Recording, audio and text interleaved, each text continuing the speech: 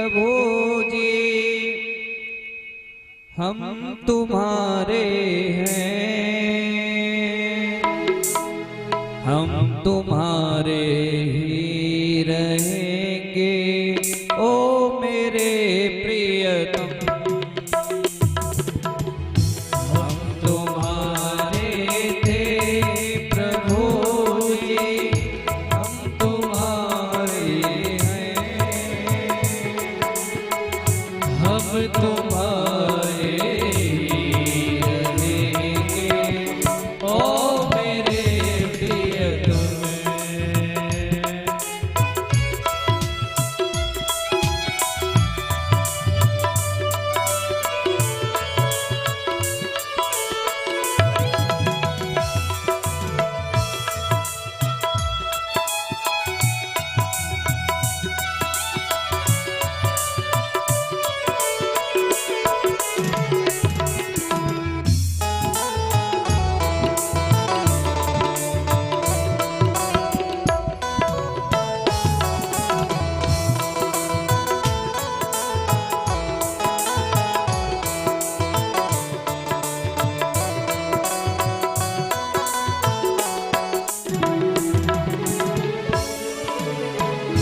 तुम्हें छोड़े वो नंद दुलारे कोई न मीते हमारे।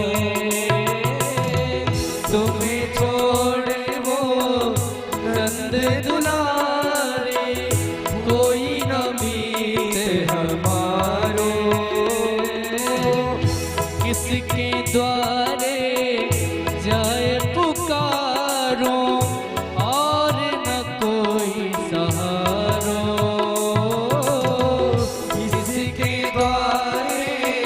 जाए पुकारो और न कोई सहारो। अब तो आके बात पकड़ लो ओ मेरे प्रियतम। ओ अब तो आके बात पकड़ लो ओ मेरे प्रियतम।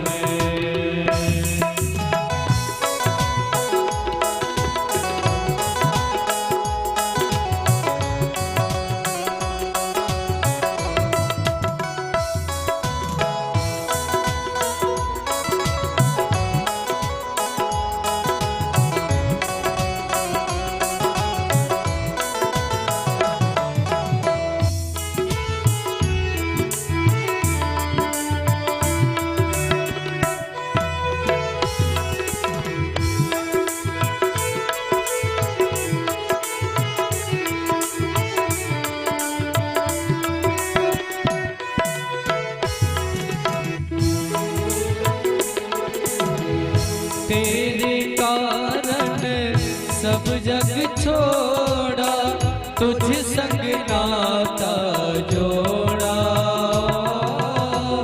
तेरे कारण सब जग छोड़ा तुझ संग नाता जोड़ा। एक बार प्रभु हंस कर कह दो तू मेरा मैं तेरा। एक बार प्रभु हंस कर कह दो तू मेरा मैं तेरा। सच्ची प्रीति की रीत निभा दो ओ मेरे प्रियतम। ओ सच्ची प्रीति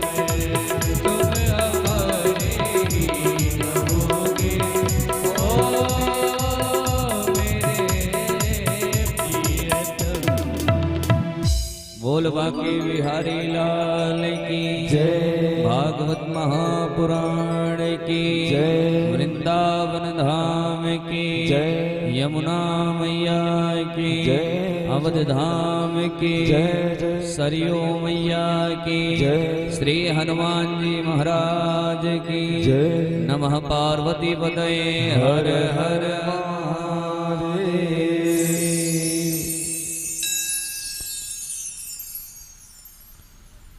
आए हम सभी एक बार पुनः भगवान के दिव्यमय लालित्यमय उन पावन चरित्रों को श्रवण करते हुए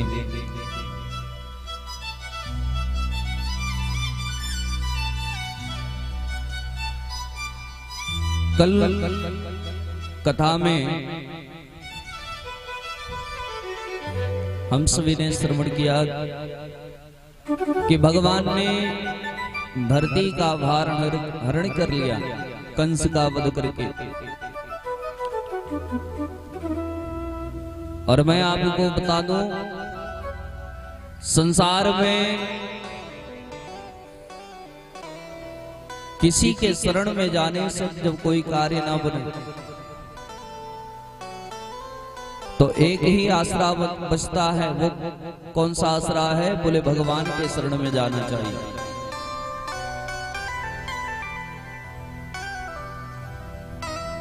और वो भगवान का चरण कैसा है? बोले ध्येयं सदा परिभवग्नमभीष्टदोहम्। भगवान का चरण ध्यान करने योग्य है। और परिभवग्नमभीष्टदोहम्, ये जो भव सागर है, इसी भव सागर से तरने के लिए हम सभी मन में विचार करते हैं कि हमें क्या करना चाहिए, क्या नहीं करना चाहिए। तो भव सागर से तरने के लिए हमारे लिए एक सबसे सुंदर तरीका है, ध्येयं सदा। किसका ध्यान करें? बोले भगवान के चरणों का ध्यान करें। तो भगवान के चरणों से भगवान के चरणों के ध्यान करने से होगा क्या? बोले भगवान के चरणों का जब ध्यान करेंगे तो भवाब्धिपोतम। भगवान के चरण कैसे हैं? बोले भवाब्धिपोतम, भव सागर से पार करने के लिए हमारे ठाकुर जी के चरण पोत के समान है, जहाज के समान। तो ठाकुर जी की कृपा प्राप्त करने के बाद हमारे सारे विघ्न बाधा नष्ट हो जाते। परिभवग्नमभीष्टदोहम्। तो सदैव गोविंद के चरणों का आश्रय लेना चाहिए। और उन्हीं के चरणों के आश्रय लेकर के हम सभी पुनः भगवान के मंगलमय चरित्र में प्रवेश करते हैं। जिस समय कंस का वध हुआ, कंस मारा गया, उस समय कंस की दो पत्नियां थी, अस्ति और प्रस्ति। ये दो पत्नियां थी। वैदव्य प्राण प्राप्त करने के कारण चित्कार करके रो उठी। पति के मरने के बाद जब ये दोनों पत्नियां कंस की विधवा हो गईं, तो रोने चिल्लाने लगी। और जब रोने लगी तो कुछ लोगों ने मिलकर के समझाने का प्रयास किया। जब थोड़े से अपने आप को संभाल पाई तो अपने पति के मरने का खबर अपने पिता जरासंध के यहाँ भिजवा दी। अब तो जरासंध, अच्छा देखिए, हमारे कन्हैया जानते थे कि कंस को मारने के बाद मथुरा में कोई ना कोई संकट आएगा ही, क्योंकि जरासंध के बारे में पहले ही जान रहे थे। तो जिस समय कंस का वध हुआ, अगले दिन कंस का वध करने के बाद नंद बाबा को एकांत में ले जाकर के वस्त्र अलंकार प्रदान करते हुए अपने पिताजी को सजाते हुए नंद बाबा से कहते हैं, पिताजी आपके भवन में मैं इतने दिनों तक रहा, लेकिन अब मैं वासुदेव जी और मैया देवकी के साथ में रहना चाहता हूं, क्योंकि मैं जानता हूं बाबा रावण के मरने के बाद, कंस के मरने के बाद मथुरा सुरक्षित नहीं रह सकती है। मथुरा के ऊपर आक्रमण हो सकता है और मथुरा वासियों के ऊपर आए विपत्ता को छोड़ करके हम नहीं जा सकते हैं। नंद बाबा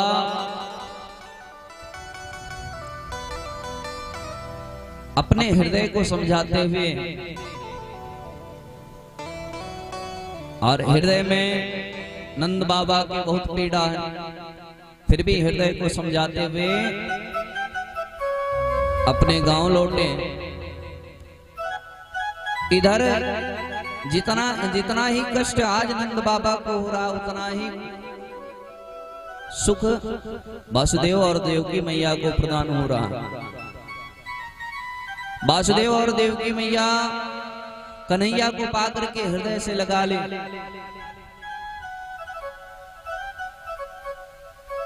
और हृदय से लगा करके वासुदेव जी महाराज ने मन में विचार किया कि अभी तक इनको शिक्षा प्राप्त नहीं हुई, इनका यज्ञो पवित्र संस्कार नहीं हुआ, तो गर्गाचार्य जी महाराज को बुलाया। और गर्गाचार्य जी महाराज आए तो गर्गाचार्य जी महाराज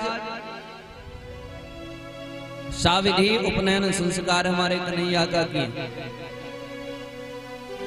और उपनयन संस्कार के बाद आज वासुदेव जी महाराज को समझाते हैं गर्गाचार्य जी महाराज, जो माता पिता अपने पुत्र को शिक्षा प्राप्त नहीं कराते हैं, ऐसे माता पिता को बहुत बड़ा पाप लगता है। इसलिए किसी भी माता पिता को अपने पुत्र को शिक्षा अवश्य प्रदान करानी चाहिए। गर्गाचार्य जी महाराज के कहने पर उज्जैन में संदीपनी मुनि के आश्रम पे हमारे कन्हैया और बलदाऊ भैया पढ़ने के लिए जाते हैं। वास्तविक रूप से तो हमारे कन्हैया को जरा विचार करिए कि जिनके संकल्प मात्र से चारों वेद उत्पन्न हो जाते हैं, जिन्होंने संकल्प मात्र से ब्रह्मा जी को वेदों का ज्ञान दे दिया, उनको पढ़ने की क्या जरूरत। लेकिन फिर भी हमारे कन्हैया गुरुकुल आश्रम का मान मर्यादा रखते हुए, गुरु की महिमा रखते हुए कन्हैया हमारे पढ़ने के लिए गए।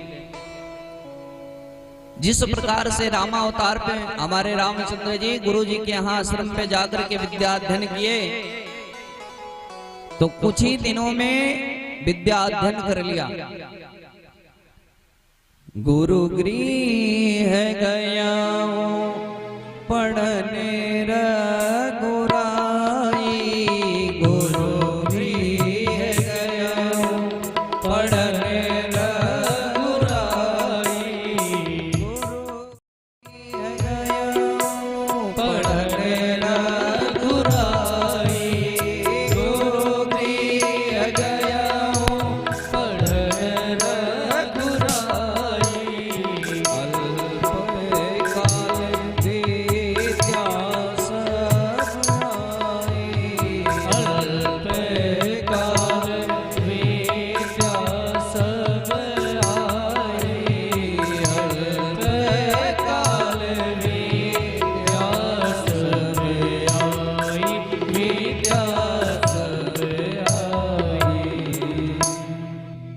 जिस प्रकार से रामावतार में हमारे ठाकुर जी पढ़ने के लिए गए, लेकिन अल्पकाल विद्या सभाई, थोड़े ही समय में विद्या का अध्ययन कर लिया, उसी प्रकार से हमारे कन्हैया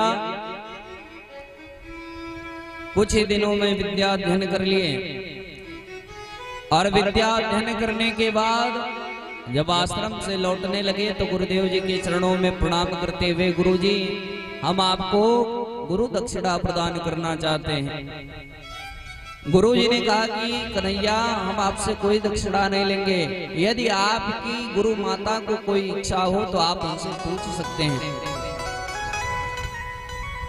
गुरु माता की तरफ संकेत करते हुए गुरुजी ने इशारा किया तो गुरु माता ने जब कन्हैया को गुरु माता विदाई दे रही थी तो कन्हैया से कहने लगी, देखो कन्हैया, जब तक आप लोग साथ थे तब तक मुझे कोई कष्ट नहीं हुआ, कोई दुख नहीं हुआ।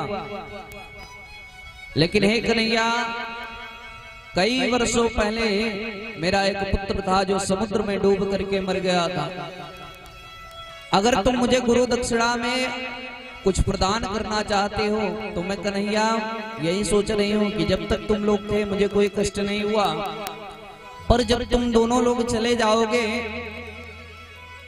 तब मुझे अपने पुत्र की याद आएगी। इसलिए अगर तुम दक्षिणा दे सकते हो तो मेरे उसी पुत्र को ला करके दे दो। हमारे कन्हैया गुरु माता के वचनों पर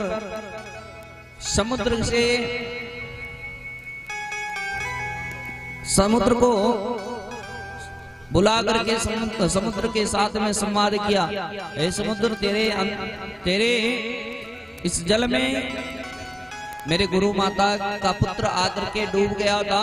समुद्र ने कन्हैया को कहा कि प्रभु, मेरे इस जल में आपका गुरु पुत्र नहीं आया था, हो सकता है मेरे जल के भीतर एक शंखचूड़ नाम का दैत्य रहता है, हो सकता है कि उसने ही आपके गुरु पुत्र को मारा हो। कन्हैया शंखचूड़ का नाम सुनते ही उस जल में प्रविष्ट हो गए और जल में जब जाकर के प्रविष्ट हुए तो शंखचूड़ नाम का दैत्य मिला और वहां पर जल में कूद करके उस राक्षस के साथ में युद्ध किए और कन्हैया ने उसके शरीर को आधा फाड़ दिया।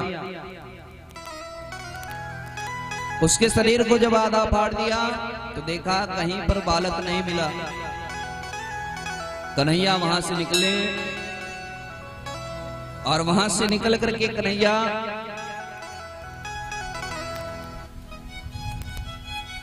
पुनः यमराज के द्वार पर जाकर के पहुंच जाते हैं और यमराज को बुला करके आदेश दिया कि मेरा गुरु पुत्र आपके यहां आया है। तो यमराज बाहर आए और दंडोत प्रणाम किया, प्रभु कैसे आना हुआ? आदेश दिया कि देखो मेरे गुरु पुत्र का देहांत हो गया था और आप यहाँ जिस स्थिति में हो, किसी भी स्थिति परिस्थिति में हो, आप ला करके उसके प्राणवायु को मुझे प्रदान करिए। यमराज ने कहा, देखो महाराज, जो हमारे यहाँ आता है कर्म बंधनों में बंध करके आता है, इसलिए कर्म बंधनों में बंध करके आया है तो कर्म बंधनों में बंध करके वो अपने कर्मों को भुगत रहा है। कन्हैया ने कहा कि कर्म बंधनों को, सारे कर्म बंधनों को उसके मुक्त कर दिया जाए और उसके प्राण वायु को ला करके हमें प्रदान करो। यमराज ने गुरु पुत्र के प्राण को ला करके कन्हैया को दिया और कन्हैया अपने माया के द्वारा गुरु पुत्र के शरीर को निर्माण किए, उसमें प्राण वायु को स्थापित किए और अपने गुरु माता को, गुरु पुत्र को वापस प्रदान कर दिया। इस प्रकार से कन्हैया हमारे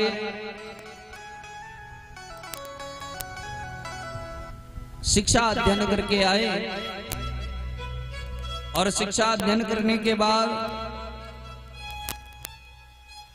हमारे कन्हैया जिस समय वृंदावन को त्याग करके मथुरा के लिए गए थे तो सारे वृंदावन वासियों से एक ही बात कही थी कि मैं परसों लौट करके आ जाऊंगा। लेकिन कन्हैया 14 वर्ष बीत गए, अभी तक लौट करके नहीं आए। एक दिन कन्हैया को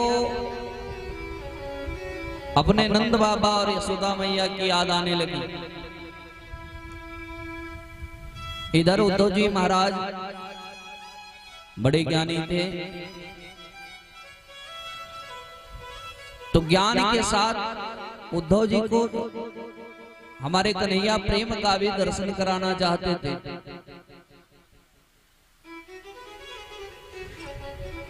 कन्हैया ने उद्धव को एक संदेश रूप में संदेश वाहक के रूप में वृंदावन में भेजा। भेजने से पहले कन्हैया ने अपने पीत पीतांबर को उद्धव जी महाराज को उड़ा दिया। अपना मोर मुकुट उद्धव जी के सर पे लगा दिया और जिस रथ से हमारे कन्हैया मथुरा आए थे उसी रथ पर बैठा करके उद्धव जी को आज वृंदावन के लिए भेजा। क्योंकि हमारे कन्हैया जानते थे कि उद्धव जी ज्ञानी हैं, लेकिन ज्ञान के साथ में इनके अंदर प्रेम होना भी अति आवश्यक है। बहुत ज्यादा ज्ञानी हो और ज्ञान के साथ में उसके अंदर प्रेम भावना हो तो उस ज्ञान का कोई तात्पर्य नहीं होता। कई लोग बहुत बड़े ज्ञानी होते हैं, लेकिन ज्ञानी होने के साथ साथ वो बहुत बड़े अहंकारी भी हो जाते हैं। ज्ञान के साथ साथ उनके अंदर अहंकार आ जाता है, जबकि ज्ञान के साथ हमेशा प्रेम भाव होना चाहिए। और विद्या जिसके अंदर परिपूर्ण होती है तो लिखा गया विद्या ददाति विनय। जिसके अंदर सचमुच की विद्या आ गई, ज्ञान आ गई, उसके अंदर सदैव एक प्रेम भरा रहेगा, प्रेम से लोगों से बात करेंगे। आज उद्धव जी को मानो कन्हैया साक्षात प्रेम रूप में अपना दर्शन देना चाहते हैं। उद्धव जी को अपना पीत पीतांबर उड़ा करके कन्हैया वृंदावन के लिए भेजे। उद्धव जी चले। उद्धव जी को समझाया कि जाओ जाकर के हमारे वृंदावन वासियों को कुछ ज्ञान उपदेश दे देना। उद्धव जी महाराज चले, वृंदावन पहुंचे। और जब वृंदावन पहुंचे तो वृंदावन में जैसे ही रथ को आते हुए देखा, नंद बाबा को लगा कि मेरा कन्हैया लौट करके आ रहा है।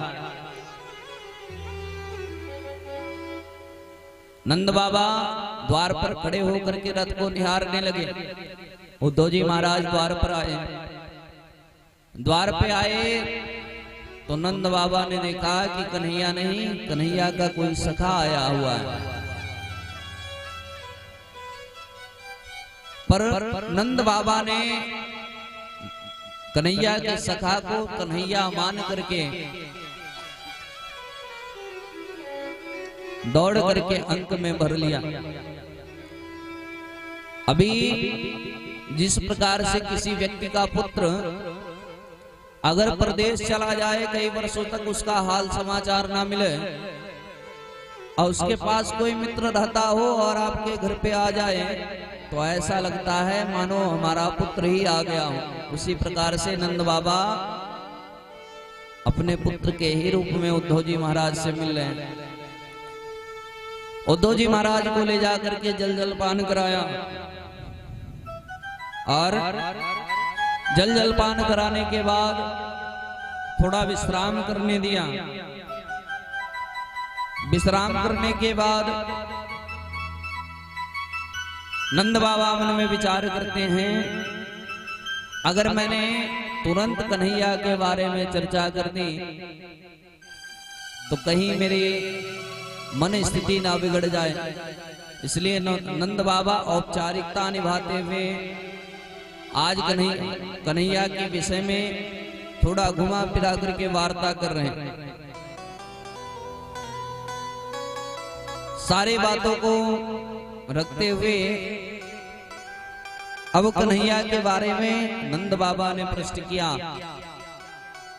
हे उद्धव, क्या मेरा कन्हैया कभी हम लोगों को याद करता है? हम लोगों को कभी याद किया कि नहीं, अपने मैया यशोदा को याद करता है कि नहीं? और अब कहां याद करेगा? अब तो वो उसे गैया नहीं चरानी पड़ती होगी, वो तो महलों में राजा बन करके बैठा हुआ है। अब उसे ग्वालों के संग नहीं घूमना, महाराज बन करके मथुरा में घूम रहा होगा। क्या कभी गोप ग्वालों को याद करता है? उद्धव जी महाराज नंद बाबा से कहते हैं कि आपका कन्हैया हमेशा याद करता है। अच्छा, कई लोगों के मन में यह प्रश्न आएगा कि कन्हैया जब परसों की बात करके गए थे, तो परसों की बात जब करके गए तो 14 वर्ष तक मथुरा में क्यों रह गए?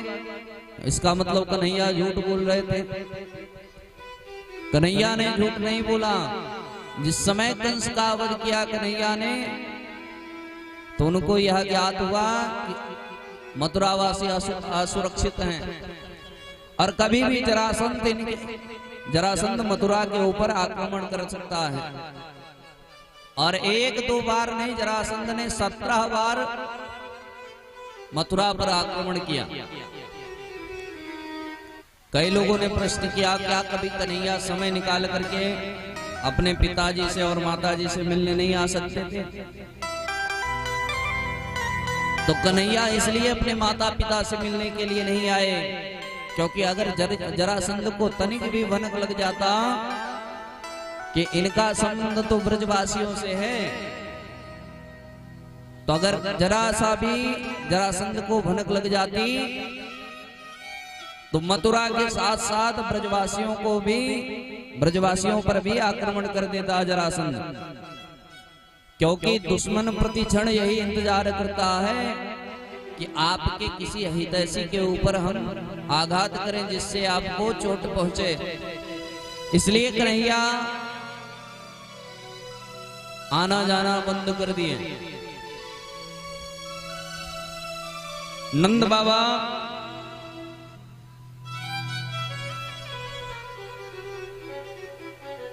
आज बैठ करके कन्हैया के विषय में पूछते हैं।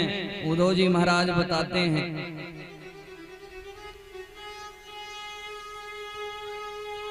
और उद्धव जी महाराज माता पिता के प्रेम भाव को देख करके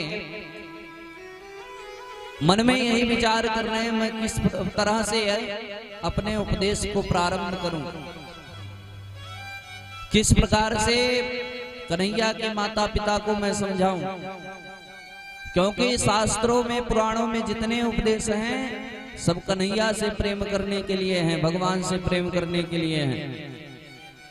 लेकिन यहां तो मैं देख रहा हूं कि ये सब पहले से ही कन्हैया से इतना प्रेम करते हैं, तो मैं अब उपदेश करूं कि कन्हैया से विमुख हो जाओ तो ये बड़ा ही विपरीत होगा।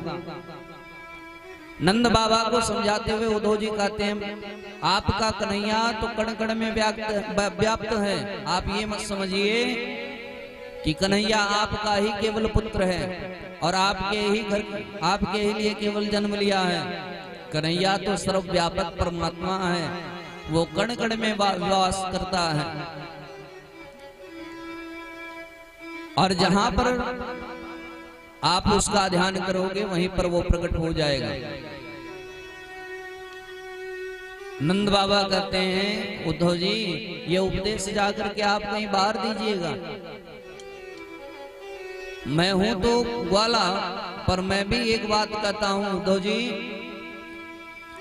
अगर किसी को बहुत ज्यादा प्यास लग जाए और प्यास लगने के बाद कोई उसे उपदेश देने लग जाए कि जल तो आकाश मंडल में भी है, जलवायु में भी है और जल जमीन में भी है, कोई गड्ढा खने अथवा बोरिंग करे तो जल निकल जाएगा। और जल हमारे शरीर में है, शरीर में भी है, छिद जल पावक गगन समीरा, तो जल पीने की क्या आवश्यकता। तो उपदेश देना तो अच्छी बात है, कह दिया जल सभी जगह पर व्याप्त है, लेकिन प्यास के मारे मर रहा है, अगर उसको जल नहीं मिला तो उसकी प्यास नहीं बुझेगी। नंद बाबा कहते हैं उदो, जिस प्रकार उस प्यासे को जल की जरूरत है, जबकि जल हम हर जगह व्याप्त है, उसी प्रकार से हमें हमारे कन्हैया की जरूरत है। आज अब कोई ये कहे कि आप जो है कण कण में ध्यान करो, कण कण में प्रकट हो जाएंगे, तो ऐसा नहीं हो सकता। उद्धव जी महाराज रात्रि कालीन वेला में शयन किए और शयन करने के बाद प्रातः कालीन वेला हुई तो उद्धव जी महाराज यमुना जी के तट पर स्नान करने के लिए गए। गोपियों ने देखा कि जिस रथ से कन्हैया हमारे गए थे, मथुरा के लिए प्रस्थान किए थे, आज वही रथ नंद बाबा के द्वार पे खड़ा है। तो गोपियां आपस में चर्चा करने लगी, देखो एक बार हमारे कन्हैया को लेकर के गया ये अक्रूर, और लगता है कि हमारे कन्हैया ने उसके मालिक कंस को मार दिया।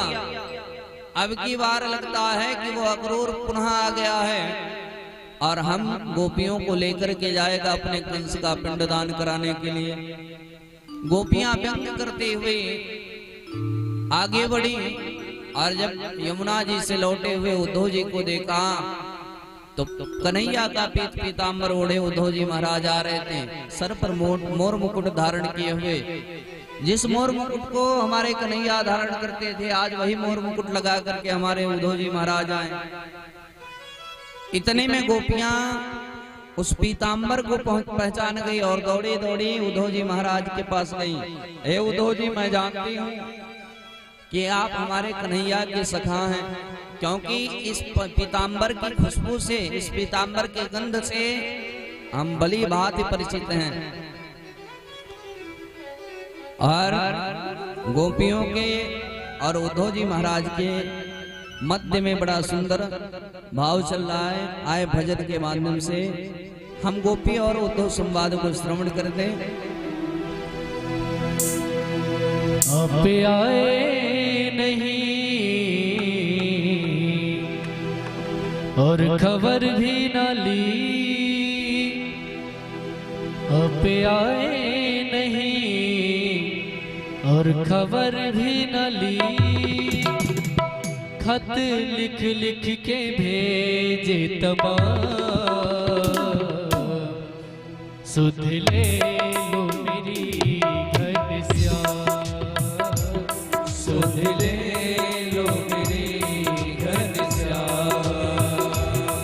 आप आए नहीं और खबर भी न ली, आप आए नहीं और खबर भी न ली। खत लिख लिख के भेजे तमाम, सुध ले लो मेरी घनश्याम, सुध ले लो मेरी घनश्याम।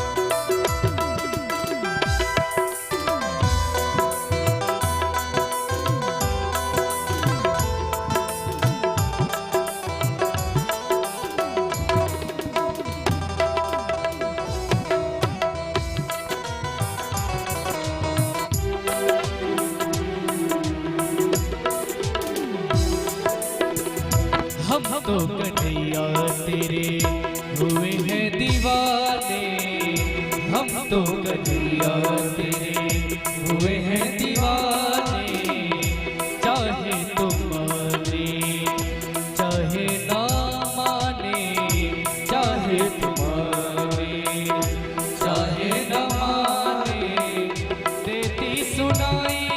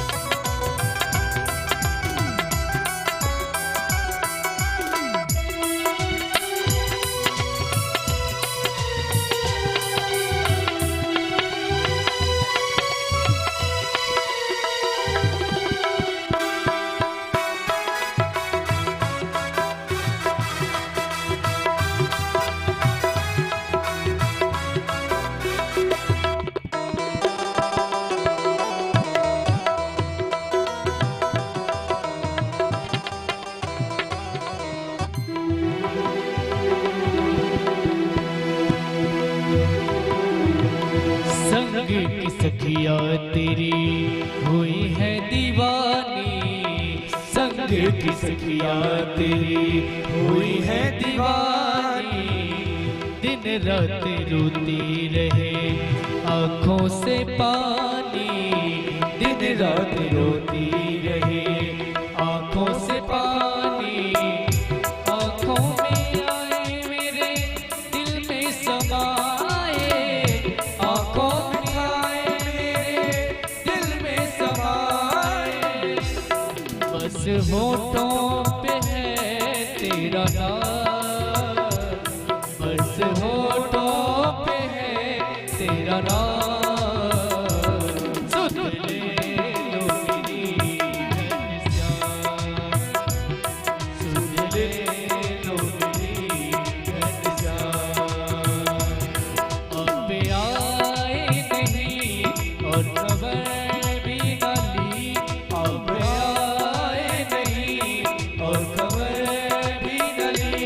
खत लिख लिख के भेज कमाल, सुन ले लो मेरी घनश्याम, सुन ले लो मेरी घनश्याम, सुन ले लो मेरी घनश्याम, सुन ले लो मेरी घनश्याम। बोल बाके बिहारी लाल की गोपियों ने जैसे उद्धव जी महाराज को देखा, इतने में प्रश्नों की झड़ी लगा दी। अरे मैं जानती हूँ आप उस कन्हैया के, उस छलिया के सखा हो, और बताओ आपको किसने भेजा? गिरधर ने भेजा है या मथुरा के राजा ने भेजा है आपको? गोपियां उद्धव जी महाराज से व्यंग करती हैं और कहते कहते आंखों से गोपियों के अश्रुपात होने लगता है। गोपियां कहती हैं, हे उद्धव जी महाराज, मैं जानती थी कि उस कन्हैया को अपने माता पिता की, नंद बाबा और यशोदा मैया की याद आई, इसीलिए आपको उसने भेजा है कि जाकर के आप नंद बाबा और यशोदा मैया का हाल समाचार लेकर के आओ। अरे मैं जानती हूँ जब बड़ी बड़े महात्मा लोग अपने माता पिता के स्नेह से हैं, तो कन्हैया कैसे हो सकता है? अपने माता पिता के लिए ही तुमको यहाँ पर भेजा है। गोपियां कहती हैं, उद्धव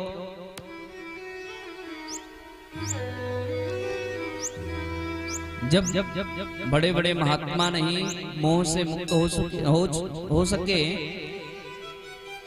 तो माता पिता के स्नेह से कन्हैया कैसे मुक्त हो सकते हैं? इतना संवाद ही चल रहा था कि इसी बीच में काला काला भ्रमर आया और भौरा आकर के किशोरी जी के चरणों पर बैठ गया। जैसे ही चरणों पे बैठा, इतने में काले काले भौरे के अंदर मानो गोपियां कृष्ण का दर्शन करने लगी। अरे तो उस छलिया का मित्र है, उस छलिया का सखा है। मैं जानती हूँ कि तुम भी उसी की तरह है, की तरह छल करता है। दूर हट जा, तेरे अंदर भी वही छल भरा हुआ है, हमको स्पर्श मत करना। गोपियां भौरे को डांटने लगी। अचानक भौरे ने गुनगुनाया। गोपियों को लगा कि मानो भौरा ये कह रहा है कि जब कन्हैया से इतना प्रेम करती हो, तो उस कन्हैया के बारे में ऐसा क्यों बोल रही हो? गोपियां भौरे को जब डांटना प्रारंभ की, भौरा उड़ गया। और जैसे ही भौरा उड़ा, इसी बीच में गोपियां विह्वल हो गई। हे भ्रमर, एक बार पुनः आ जाओ और बताओ मेरे कन्हैया कैसे हैं, उनके बारे में कोई तो चर्चा सुना करके जाओ। इसी बीच में गोपियों ने बड़ा सुंदर भ्रमर गीत गाया। आगे उद्धव जी महाराज आए थे 2 घंटे का ज्ञान देने के लिए, लेकिन कन्हैया के प्रति जब गोपियों का प्रेम देखा, तो 6 महीने तक उद्धव जी महाराज को होश नहीं रहा कि हमें वापस भी जाना है। 6 महीने तक गोपियों के प्रेम को देखते हुए इतने भावुक हो गए, उन्हें कोई सुध बुध ही नहीं रहा। 6 महीने बाद जब याद आया, तब उद्धव जी महाराज मथुरा के लिए प्रस्थान किए और मथुरा में जाकर के जब मथुरा में पहुंचे, कन्हैया से मिले। तो कन्हैया ने पूछा, क्यों, कैसे रहे गोप ग्वाल? कन्हैया के इतना पूछते ही उद्धव जी महाराज ने तुरंत कन्हैया को फटकार लगाई। अरे कन्हैया, मैं तो जानता था कि तुम बड़े अच्छे हो, लेकिन तुम तो बड़े कठोर निकले। इतना प्रेम करते हैं तुमसे सारे गोप ग्वाल, इतनी गोपियां तुमसे प्रेम करती हैं, फिर भी तुम इतने कठोर हो। मैं नहीं जानता हूं, मैं नहीं जानता था कि तुम्हारे हृदय में इतना कठोरता भरा हुआ है। कन्हैया कहे, उद्धव, तुमको तो मैंने भेजा था एक रात्रि के लिए कि जाओ सबको दिव्य उपदेश दे करके आना, और तुमने ऐसा उपदेश दिया कि 6 महीने रह गए, और आज वहां 6 महीने रहने के बाद तुम्हारी तो भाषा ही बदल गई। उद्धव जी महाराज कन्हैया को इस प्रकार से कह रहे थे। कन्हैया ने कहा कि हे उद्धव, आओ मैं तुम्हें वृंदावन की झांकी दिखाता हूं।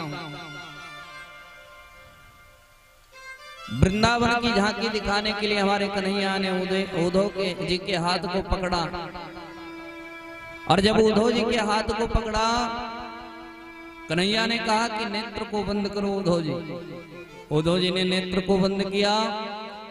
जब नेत्र को बंद किया, इतने में क्या देख रहे हैं, हमारे कन्हैया राधा रानी जी के साथ में झूले पर बैठ करके बढ़िया झूला झूल रहे हैं, और सभी ग्वालें मिल करके कन्हैया के सेवा में लगी हुई हैं, और सभी वृंदावन धाम के जितने भी वासी हैं, कन्हैया सभी के साथ में क्रीड़ा कर रहे हैं, किसी के साथ में वार्ता कर रहे हैं, किसी के साथ में बैठे हुए हैं। इस प्रकार से उद्धव जी महाराज ने आज कन्हैया का दिव्य दर्शन प्राप्त किया।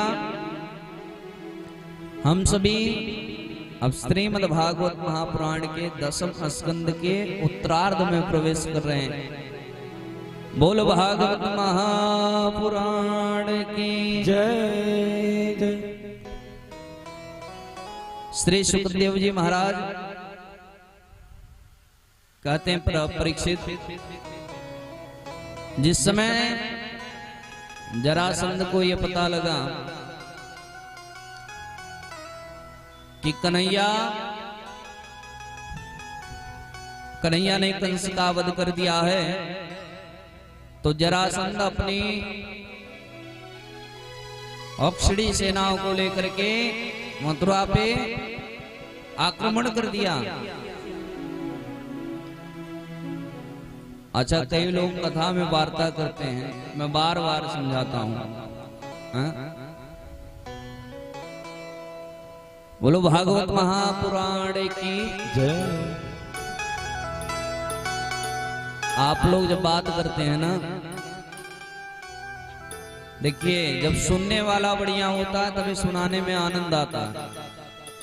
आज जब सुनने वाला खुद ही वक्ता बन जाए, कहने लग जाए, तब सुनाने में कोई आनंद नहीं आता।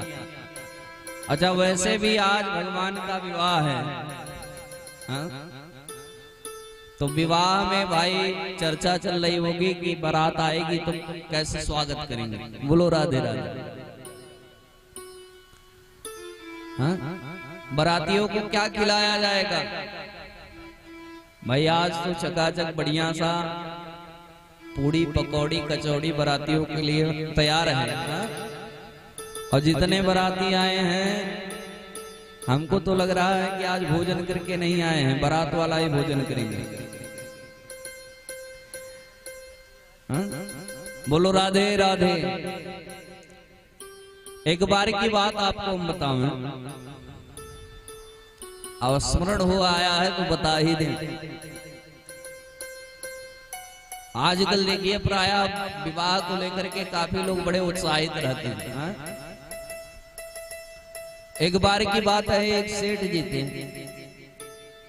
तो उन सेठ जी के लड़कों का विवाह नहीं हो रहा था।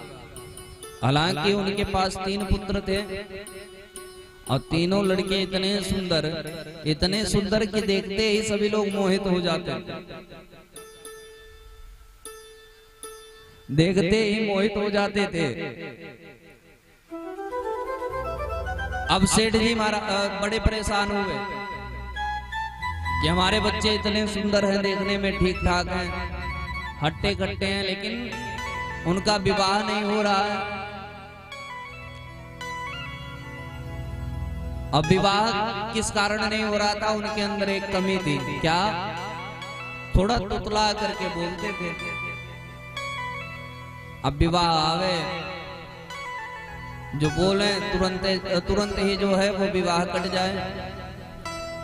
सेठ जी बड़े परेशान। कई विवाह जब कट गए तो अब की बार अपने बच्चे को सेठ जी ने समझाया, देखो अब की बार जब देखने वाले आएंगे तो तुमको चुप रहना, अब की बार मत बोलना, और अब की बार बोल दिए अगर विवाह कटा तो फिर ठीक नहीं होगा। बच्चे समझ गए। बच्चों ने कहा, पिताजी अब की बार हम नहीं बोलेंगे। पर उनकी एक खूबी थी, उनका कोई बखान कर दे तो चुप भी नहीं रह पाते थे। अब देखने वाले आए और देखने के बाद सभी लोग जो है जलपान किए। उसके बाद कहे कि अब लड़का दिखाया जाए। सेठ जी ने तीनों लड़कों को सामने कर दिया। महाराज, तीनों लड़के कंवारे हैं, जिससे मन कहे उससे अपने कन्या का विवाह करा दीजिए। तो जो अगुआ था वो कहा कि देखो महाराज, बच्चे तो तीनों एकदम सुंदर हैं, सुंदरता में कोई कमी नहीं है, और बन ठन के जब निकलते हैं तो मानो देखने वालों की भीड़ लग जाती है। और जो साथ वाले आए वो भी हाँ हाँ भरने लगे, देखो कितना सुंदर बालक है, कितना सुंदर लगते हैं, देखते ही मन मोहित हो जाता है, तो इनसे विवाह तो चाहे जैसे हम करा कर ही रहेंगे। इतने प्यारे बच्चे हैं, इतना सुंदर हैं, आज तक ऐसे बच्चों को हमने नहीं देखा। इतना कह ही रहे थे कि एक बोल पड़ा, उससे रहा नहीं गया। कहा भी क्या देख रहे हो? अब इनका देख दिया, टन्नन मन्नन लगाए ली, तब देखा। दूसरा वाला कहा टुप, तीसरा वाला कहा हम तो टुप रहे, तो विवाह कट गया। हाँ?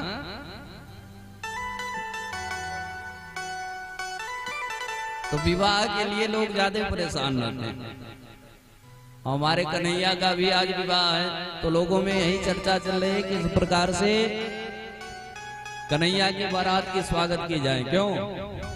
बोलो राधे राधे। तो जिस समय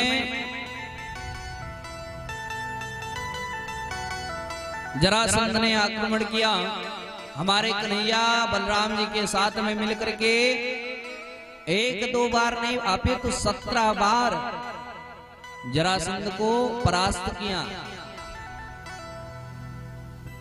अब की जरासंध ने मन में विचार बनाया, देवर्षि ने आकर के कुछ मंत्रणा ऐसी दी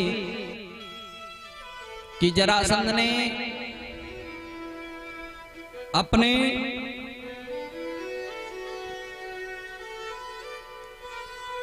अपने सहयोगी को भेज दिया युद्ध करने के लिए, जिसका नाम था कालियवन। कालियवन जब युद्ध के लिए गया तो कन्हैया ने हमारे चुनौती दी, और युद्ध की चुनौती देने के बाद कन्हैया हमारे वहां से भगे, और कालियवन भी कन्हैया के पीछे पीछे दौड़ता हुआ गया। कन्हैया हमारे दौड़ते दौड़ते उस स्थान पर पहुंचे जहां पर राजा मुचकुंद जिस गुफा में विश्राम कर रहे थे। उस गुफा में जाकर के कन्हैया ने अपने पीतांबर उतारे करके राजा मुचकुंद के ऊपर उठा दिया और एक पद प्रहार कर दिया। इतने में जब कालियवन गया तो उसने सोचा कन्हैया ने ही पीताम्बर ओढ़ करके यहाँ पर कन्हैया ही शयन कर रहे हैं, तो उसने भी पद प्रहार किया। इतने में राजा मुचकुंद का नेत्र खुला और जैसे ही नेत्र खुला कालियवन जल करके भस्म हो गया। ये राजा मुचकुंद कौन थे? देवासुर संग्राम में राजा मुचकुंद देवताओं के तरफ से जाकर के कई हजार वर्षों तक युद्ध किए, और कई हजार वर्षों तक जब युद्ध किए तो उनको थका लग गई, तो भगवान से वरदान मांगा, प्रभु हमको निद्रा दे दीजिए। भगवान ने आशीर्वाद दिया, भगवान ने आशीर्वाद दिया कि हम तुम्हें निद्रा प्रदान करते हैं, तुम एक गुफा में जाकर के शयन करो, पर अगर तुमको कोई जगाने की कोशिश करेगा तो जैसे ही तुम उसको अपने दृष्टि से देखोगे वो भस्म हो जाएगा। इस प्रकार से कन्हैया ने कालियवन का उद्धार किया। आगे अब की बार 17वीं बार जरासंध ने चढ़ाई की तो कन्हैया ने कहा कि बलदाऊ भैया अब हमारे लड़ने की इच्छा नहीं रह गई है, अब हम थक गए हैं, तो क्या किया जाए? कन्हैया ने कहा कि देखो ऐसा है, अब की बार हम सभी मथुरा को छोड़ करके भाग चलते हैं। बलराम जी ने कहा कि कन्हैया 17 बार हमने जरासंध को हराया है और 18वीं बार में हम सभी भाग जाएंगे तो लोग क्या कहेंगे, अपकीर्ति होगी हमारी। कन्हैया ने कहा कि जाने दो, अब की बार हमारा युद्ध करने का मन नहीं है, हम युद्ध नहीं करना चाहते। बलराम ने कहा कि देखो कन्हैया, अगर रणभूमि छोड़ करके जाओगे तो तुम्हारा नाम रणछोर लोग रख देंगे। कन्हैया ने कहा कि कोई बात नहीं, अभी माखन चोर, चीर चोर आदि आदि नामों से लोग पुकारते हैं, एक नाम और भी पड़ जाएगा तो क्या हो जाएगा। और हे बलदाऊ भैया, चिंता लेने की कोई बात नहीं, हमने समुद्र की टापू पर एक पुरी का निर्माण किया है जिसका नाम है द्वारिकापुरी, और उस द्वारिका नगरी में हम सभी जाकर के निवास करेंगे, आप सभी मथुरावासी को लेकर के वहां चलो। कन्हैया सभी मथुरावासियों को वहां पर पहुंचाए, और अब की बार जब जरासंध को युद्ध की चुनौती देते हुए कन्हैया रण छोड़ करके भागे, रण छोड़ करके भागे और प्रवर्षण पर्वत पर चढ़ गए हमारे कन्हैया और बलदाऊ। सो प्रवर्षण पर्वत को ही जरासंध ने आग लगवा दी, और ऐसा मन में विचार किया कि कन्हैया और बलदाऊ उसी अग्नि में जल करके मर गए। जरासंध अपने राज्य में आया, इधर कन्हैया द्वारिका में राज्य करने लगे।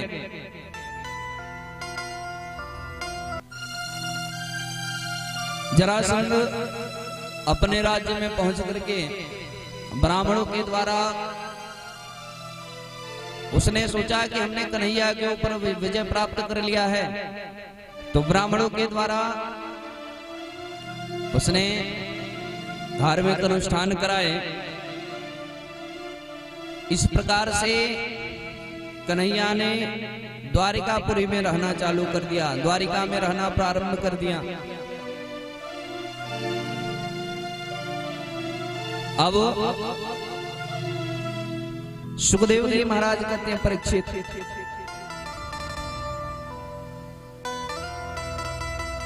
द्वारिका में जाने के बाद भीष्म जी की बेटी थी रुक्मी, रुक्मी के साथ हमारे कन्हैया का विवाह हुआ। परीक्षित जी ने प्रश्न किया, प्रभु आपने एक ही क्षण में विवाह करा दिया कन्हैया का, हमने तो कई बातें सुनी हैं कन्हैया के बारे में, और मैंने सुना है कि कन्हैया का विवाह राक्षस विधि से हुआ। तब श्री सुखदेव जी महाराज कहते हैं, हाँ परीक्षित, कन्हैया का विवाह राक्षस विधि के द्वारा ही हुआ। विदर्भ देश के एक राजा थे भीष्मक जी महाराज, जिनके 5 पुत्र थे। सबसे बड़ा पुत्र रुक्मी था। अचानक भीष्मक जी महाराज एक दिन अपने 5 पुत्रों को बैठा करके चर्चा करने लगे कि रुक्मिणी बड़ी हो गई है, अब उसके लिए विवाह के लिए कोई वर खोजना चाहिए। इतने में जैसे ही विचार हो ही रहा था, वार्ता हो ही रही थी कि भीष्मक जी महाराज ने ऐसा प्रस्ताव रखा कि क्यों ना हम अपने कन्या का विवाह भगवान कृष्ण के साथ में करा दे, द्वारिकाधीश के साथ में करा दे।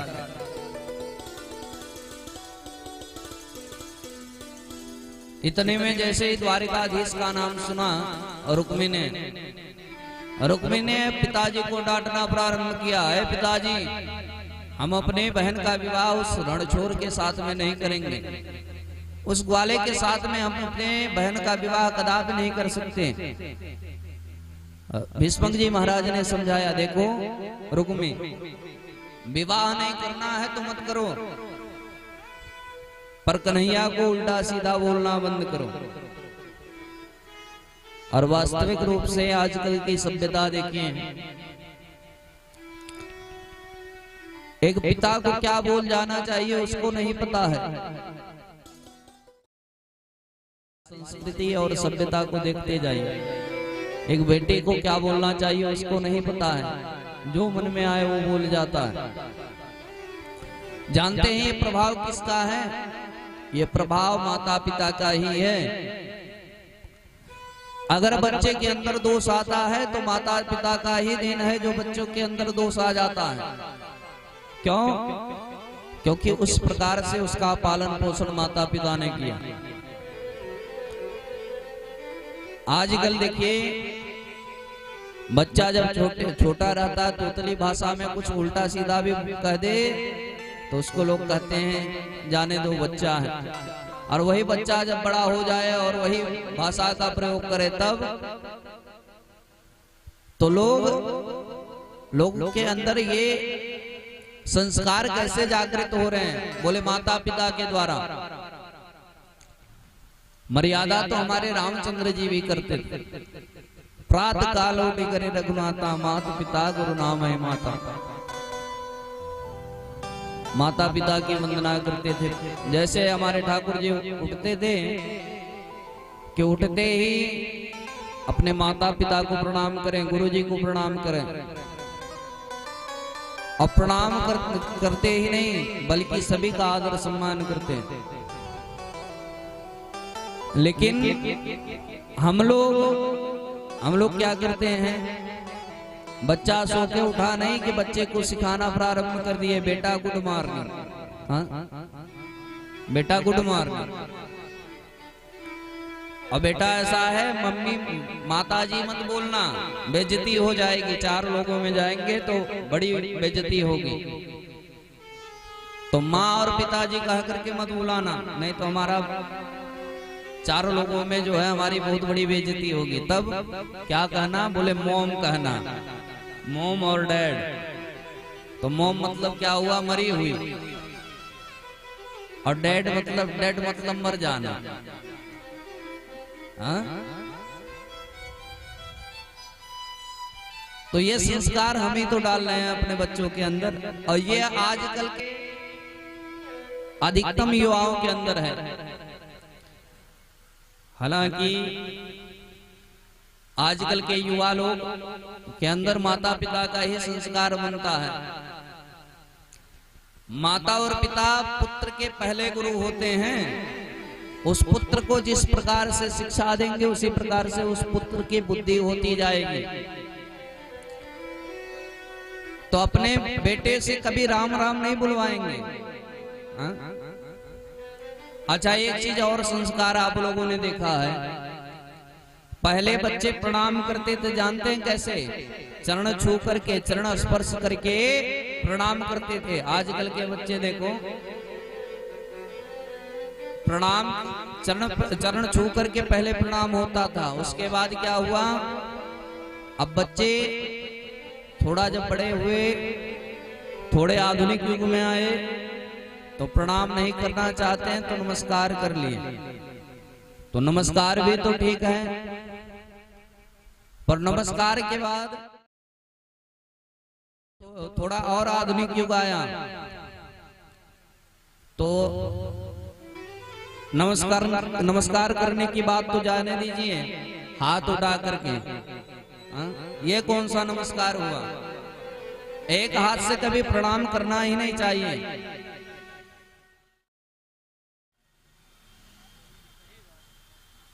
एक हाथ से कभी प्रणाम नहीं करना चाहिए।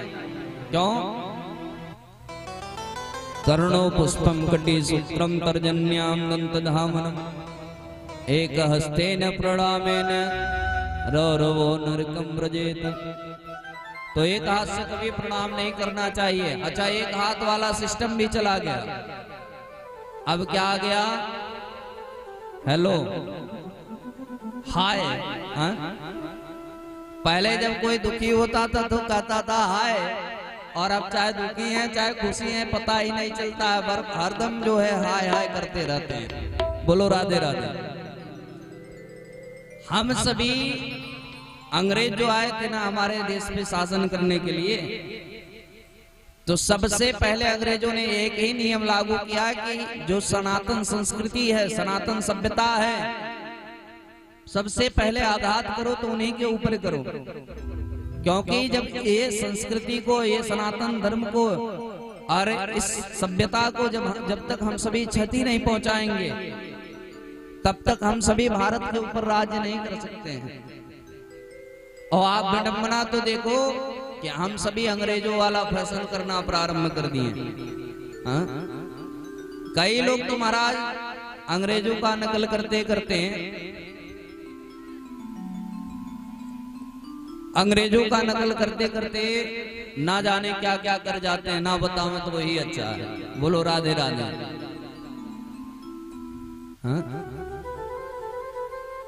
अच्छा, कई लोग हमारे देश में ऐसे भी पड़े हैं,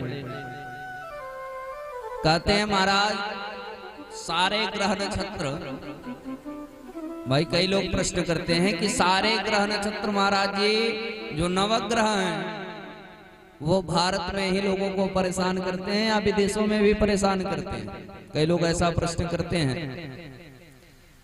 तो मैं आपको बता दूं,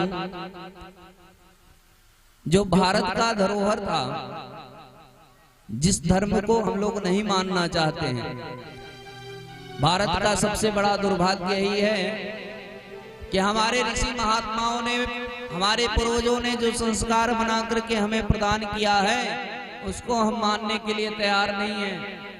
बल्कि उस संस्कारों को मानने के लिए आज सबसे ज्यादा धर्म कहीं हो रहा तो विदेशों में हो रहा। विदेश के लोग अभी वृंदावन जाकर के देखिए तो आधे से ज्यादा विदेश के लोग आकर के संकीर्तन कर रहे हैं। और यहाँ के लोगों से कह दो कि नहीं भगवान का भजन करो, अरे हम तो लॉर्ड गवर्नर हैं, हम भगवान का भजन क्यों करें? बोलो राधे राधे। विदेशी लोग धोती कुर्ता को, भारतीय सभ्यता को अपना रहे हैं, धोती कुर्ता पहन रहे हैं। और हमारे यहाँ के लोग बढ़िया जूता और सूट बूट में आकर के घूम रहे हैं। और यदा कदा मान लो अगर पहले निकल भी जाए पहन करके धोती कुर्ता, तो लोगों की मानसिकता इतनी गंदी है, इतनी दूषित है कि उस ब्राह्मण बालक का जो है, ब्राह्मण बालक को अपमानित करना प्रारंभ कर देते हैं। इतनी क्षुद्र बुद्धि हो गई है लोगों की। अगर कोई ब्राह्मण का बालक कोई सनातन धर्म को के लिए आगे बढ़ता है, धर्म को बढ़ावा देना चाहता, तो उसका सहयोग करना चाहिए, ना कि उसका असहयोग करना चाहिए। अगर उसका आप उत्कर्ष नहीं बढ़ा सकते, उसको बढ़ावा नहीं दे सकते हो, तो कम से कम उसके मनोबल को गिराओ तो मत। लेकिन नहीं, सबसे बड़ी कमी है हम हिंदुओं के अंदर। हम ब्राह्मण बालक को जैसे ही उभरता देखेंगे तो उसके उत्कर्ष बढ़ाने के बजाय उसके मनोबल को गिराना प्रारंभ कर देते हैं।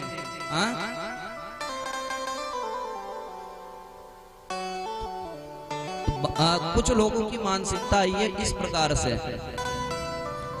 हम लोग ज्यादातर क्या करते हैं, विदेशी सभ्यता को अपनाते हैं। मैं आपको बता दूं, बताना नहीं चाहिए,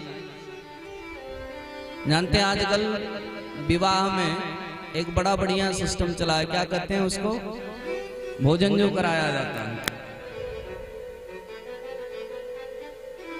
कहते हैं बफर सिस्टम लगा हुआ। अच्छा, एरो गैरो कोई भी लगवा देता है उसको, लेकिन उसका मतलब आज तक आपको समझ में आया क्यों लगवाया जाता है? हम लोग अपनी सभ्यता छोड़ दिए। जिस समय परोस करके भोजन कराया जाता था, वो दिन याद करिए, उसमें क्या स्नेह होता था। घर का आदमी जितने लोग आते थे, जितने लोग परिचय के होते थे, सभी से मिलता था। और वो स्नेह, जरा विचार करिए, वो स्नेह कौन सा रहा होगा। और आज का समय है, भैया आ गए हो, ठीक है, 5 मिनट राम राम हो गई, भोजन करो या मत करो, अपने घर जाओ, बोलो राधे राधे। और उसके बारे में सारी जानकारियां भी नहीं है। उसके बारे में विदेश, भाई नकल करने में तो कोई भी नकल कर लेगा, लेकिन नकल करने के लिए अकल होना चाहिए। उसको इसलिए बनाया गया था, उसमें कई प्रकार के व्यंजन आदि बनाए जाते हैं, भोजन कई प्रकार का बनाया जाता है। और चिंता मत करिएगा, आज भगवान के विवाह में भी आपको कई प्रकार का व्यंजन मिलेगा, बोलो राधे राधे। तो उसमें ये नियम होता है कि कई प्रकार के व्यंजन बनाए गए, व्यक्ति को जो 2-4 व्यंजन समझ में आए वो उठा करके भोजन कर ले। हाँ, मैं बोलता नहीं, लेकिन मैंने देखा है कई जगह बड़े बहुत ज्यादा मात्रा में अन्न का अपमान करते हैं लोग। तो उसका नियम होता है, जो जिसको पसंद हो, भाई कई तरीके के भोजन बने हैं, जिसको जो पसंद हो वो निकाल करके भोजन कर ले। लेकिन नकल करने की वजह से हमको अकल नहीं आई, तो लोग क्या करते हैं, थाली उठाए और जितना बना हुआ है सब थाली में आना चाहिए, और थाली में उठा लिए, और जब सब एक में मिल गया, स्वाद नहीं आया, तो थाली को उठा करके फेंक दिए। आपने कभी विचार किया है कि जिस भोजन को आप फेंक रहे हैं, जिस अन्नपूर्णा का अपमान कर रहे हैं, उसी के लिए पता नहीं कितने लोग रात के रात, दिन के दिन भूखे सो जाते हैं। उसी अन्न को कमाने के लिए उस विवाहों में कन्या के पिता ने ना जाने कितने वर्षों की मेहनत की होगी, जिसको आपने एक क्षण में फेंक दिया। तो आपने अन्न का अपमान किया, और अन्न का अपमान सबसे बड़ा पाप होता है। और आप कभी विचार कर लीजिएगा, 2-4 दिन जब आप अन्न का अपमान कर दिए, अन्नपूर्णा का तिरस्कार कर दिए, तो वही सब इकट्ठा होकर के कभी आपको 2-4 दिन भूखा भी रहना पड़ जाएगा। इसलिए अन्न का अपमान नहीं करना चाहिए। और हम आपको बता दें क्या क्या नकल करते हैं हम लोग। कई जगह की स्थितियां ये हैं कि वहां अत्यधिक ठंडी पड़ने के कारण वहां के लोग क्या पहनते हैं, बोले कोट पैंट पहनते हैं। विवाह आदि फंक्शनों में कोट पैंट पहनते हैं कि कपड़ा मोटा होता, ठंडी ना लगे। लेकिन यहाँ कितनी भी भयंकर गर्मी पड़ती रहे, मई जून तपता रहे, लेकिन विवाह में जाना है तो कोट पैंट पहन कर ही जाना है, बोलो राधे राधे। हाँ, नकल के पीछे लोग अंधे हो चुके हैं। अपने भारतीय संस्कार को छोड़ करके विदेशी सभ्यता को अपनाने में इतने लग गए हैं। और इसी प्रकार से अगर हम नकल करते रहे तो पतन होने से कोई रोक भी नहीं सकता। इसलिए अपने सभ्यता को अपनाइए, ना कि विदेशी सभ्यता को अपनाइए। किसी देश को विश्व गुरु नहीं कहा गया आज तक, लेकिन भारत को विश्व गुरु कहा गया। क्यों? क्योंकि भारत ने ऐसा परंपरा ऐसी संस्कृति प्रदान की पूरे विश्व को कि भारत की संस्कृति और सभ्यता सभी देशों को पसंद आई और सभी देशों ने भारत की संस्कृति सभ्यताओं को जो है अपनाया। लेकिन जिन लोगों ने भारत की संस्कृति को अपनाया उन्हीं लोगों का नकल करके आज हम लोग जो है, अच्छा कई लोग ये प्रश्न कर देते हैं महाराज, विज्ञान के आगे भगवान फेल, विज्ञान के आगे भगवान फेल।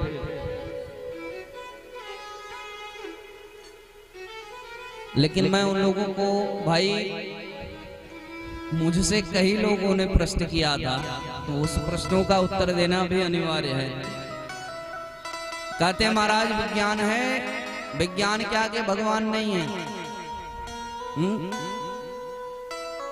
तो मैं उन लोगों से प्रश्न करना चाहता हूं, नासा आज रिसर्च करती है किस दिन सूर्य ग्रहण है, किस दिन चंद्र ग्रहण है, लेकिन नासा रिसर्च करेगी तब उसको पता चलेगा सूर्य ग्रहण है, चंद्र ग्रहण है, वर्षा होने वाली है। और हमारे पूर्वज इतने जानकार थे, ना उन्होंने कोई सैटेलाइट लगाई थी, ना कोई रिसर्च किया था। गुड़ा गणित के आधार पे वो पंचांग में इतना लिख देते हैं कि फला तारीख को इतने बजे से इतने बजे तक सूर्य ग्रहण लगने वाला है, इस तारीख को इतने बजे से इतने बजे तक चंद्र ग्रहण लगने वाला है। धर्म की वो ताकत है। और विज्ञान कहते हैं विज्ञान बहुत प्रोग्रेस पे है। तो मैं आपको बता दूं, जिस समय विज्ञान नहीं था, लोग भगवान पे भरोसा करके थोड़ी मोड़ी वस्तुएं जो है प्रकृति के साथ ढल करके रहते थे, उस समय कोई विपत्तियां भी नहीं आती थी। लोग 100 साल 110 साल होकर के तब मरते थे। लेकिन जब से ये विज्ञान का आविष्कार हुआ, हालांकि हमारी सुविधाएं तो बढ़ी, वाहन हुआ, जहां हम जो है दिन भर में पहुंचते थे, आज वहां 2 घंटे में पहुंच जा रहे हैं। लेकिन कब भगवान को प्यारे हो जाएं इसका कोई भरोसा नहीं है। बोलो राधे राधे। तो सुविधाएं तो हमारी बढ़ी, लेकिन हमारे जीवन का कोई भरोसा नहीं रह गया। प्रकृति के साथ विज्ञान ने क्या किया, प्रकृति में सारी चीजें थी। जिन ऋषि महात्माओं ने इतना अध्ययन करके इस कलयुग के बारे में भविष्यवाणी कर दी थी, तो उन महात्माओं को पता था कि हम इस चीज का आविष्कार कर सकते हैं। लेकिन महात्माओं ने कई बार शोध करने के बाद जो आधुनिकीकरण का इस समय का जो है आविष्कार है, इसलिए नहीं किया क्योंकि जितना ही हम प्रकृति के साथ छेड़छाड़ करेंगे उतना ही प्राकृतिक आपदाएं आएंगी और लोगों के जीवन संकट में आ जाएंगे। इसलिए महात्माओं ने बड़े विचार करके हम लोगों को प्रकृति के साथ ढलने के लिए बताया, लेकिन हम प्रकृति के साथ छेड़छाड़ करना प्रारंभ कर दिए। आजकल देखो, अपने मातृभाषा सबसे प्यारी क्या है, बोले हिंदी। हिंदी मातृभाषा है, लेकिन बच्चा अगर हिंदी में बात कर दे तो सबसे बड़ी बेइज्जती होगी। क्यों? क्योंकि बच्चे को इंग्लिश नहीं आती। 4 लोग क्या कहेंगे, इसको इनके बच्चे को इंग्लिश में बात करना नहीं आता। तो इंग्लिश आना जरूरी है। भले ही मातृभाषा अगर सही से ज्ञान ना हो चलेगा, लेकिन अंग्रेजी आनी चाहिए। तो ये सब दूषित मानसिकता है। सबसे प्यारी मातृभाषा हमारी जननी की, जो हमारी मातृभाषा जो है वो हिंदी है। अच्छा, इंग्लिश के ऊपर मैं एक कहानी बताऊं आप लोगों को। 3 मित्र थे, तो पढ़ने के लिए गए। मान लीजिए रसोईया गांव में एक सेठ जी थे। अब भाई कोई बुरा नहीं मानेगा, हम किसी का नाम नहीं ले रहे हैं ना किसी को कह रहे हैं। हाँ? तो सेठ जी थे और 2-3 लोग थे। तो 3 लोगों ने मिलकर के क्या किया, अपने बच्चे को पढ़ने के लिए अमेरिका भेजा कि मेरा बच्चा अमेरिका में जाकर के अंग्रेजी पढ़ करके आएगा, अंग्रेजी पढ़ करके आएगा तो यहाँ पर बढ़िया से नौकरी मिल जाएगी। तो तीनों बच्चे पढ़ने के लिए गए, 1-2 साल अमेरिका रहे। लेकिन मातृभाषा हिंदी है, यहाँ पर हिंदी सब लोग बोलते थे। वहां पर जाकर के इंग्लिश उनके पल्ले ही ना पड़े। तो कई वर्षों के अध्ययन के बाद तीनों ने कहा काहे को झमेला पाल लियो, एक लोग पढ़ लो यस और एक लोग पढ़ लो VR3 और एक लोग पढ़ लो डोंट टच मी। बस 3 लोग एक शब्द पढ़ लो, इतने में काम बन जाएगा। और तीनों बेचारे एक शब्द पढ़ करके अमेरिका से आए। अब गांव में जब चले ना तो कॉलर तान करके चले, देखो अंग्रेजी पढ़ करके आए अमेरिका से। और तीनों बालक के पिता जब निकले तो भी बड़े भाई देखो हमारा बेटा विदेश से पढ़ करके आया है। और तीनों जब निकले गांव में ना तो एक कहे यस, एक कहे VR3, तीसरा कहे डोंट टच मी। पूरे गांव भर यही कहते हुए लोग घूमे।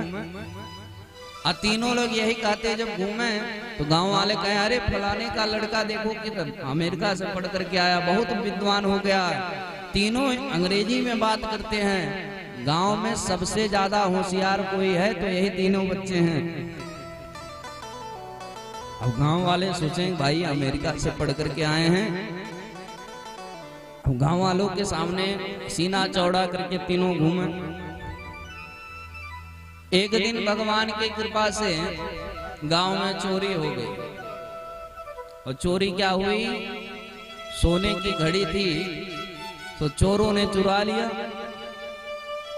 अब चोरों ने जब चुराया तो पूरे गांव में बात फैल गई। पूरे गांव में जब बात फैल गई, अब इतने में थाने से थानेदार दरोगा साहब आए गांव में।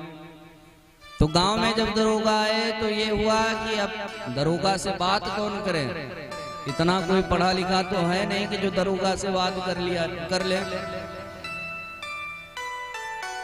तो सभी को याद आया वो तीनों बच्चे पढ़ करके आए हैं, उनको बुलाया जाए।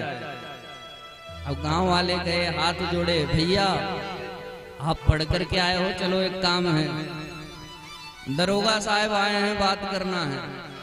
अब तीनों और फार्म में आ गए, अरे देखो हम सभी अंग्रेजी पढ़ करके आए हैं कि गांव में कोई बात करने वाला नहीं, दरोगा से बात करने के लिए हम जा रहे हैं। अब दरोगा के पास गए तो इतने में दरोगा ने प्रश्न किया, मैंने सुना है इस गांव में घड़ी चोरी हुई है, तो घड़ी आप लोगों ने तो नहीं चोरी की? पहला बोला यस। दरोगा ने कहा कितने लोग थे? कहे VR3, हम 3 थे। दरोगा ने कहा अरेस्ट कर लो। इतने में कहे डोंट टच मी। तो ऐसी अंग्रेजी किस काम की? हिंदी में बात किए होते तो शायद बच भी जाते। कहे यस, हाँ हम ही लोगों ने की। VR3 कितने लोग थे? बोले 3 लोग थे। VR3 दरोगा ने कहा अरेस्ट करो। कहे डोंट टच मी, छूना नहीं। तो दरोगा साहब सबको हथकड़ियां लगा करके ले गए, जेल में डाल दिए। तो जिस भाषा का ज्ञान हो उसी भाषा का प्रयोग करना चाहिए। ज्यादा अंग्रेज बनने के चक्कर में पड़ोगे तो आपका ही पतन होगा। इसलिए अपनी सभ्यता और संस्कृति के ऊपर आप लोग विश्वास करके अपने संस्कृति और सभ्यता को कभी नहीं छोड़ना चाहिए। बोलिए भागवत महापुराण की जय। तो रुक्मी के अंदर वो संस्कार नहीं था। भीष्मक जी महाराज को डांट बैठा, और जब भीष्मक जी महाराज को कन्हैया के बारे में अनाप शनाप कहने लगा, तो भीष्मक जी महाराज ने कहा कि देखो,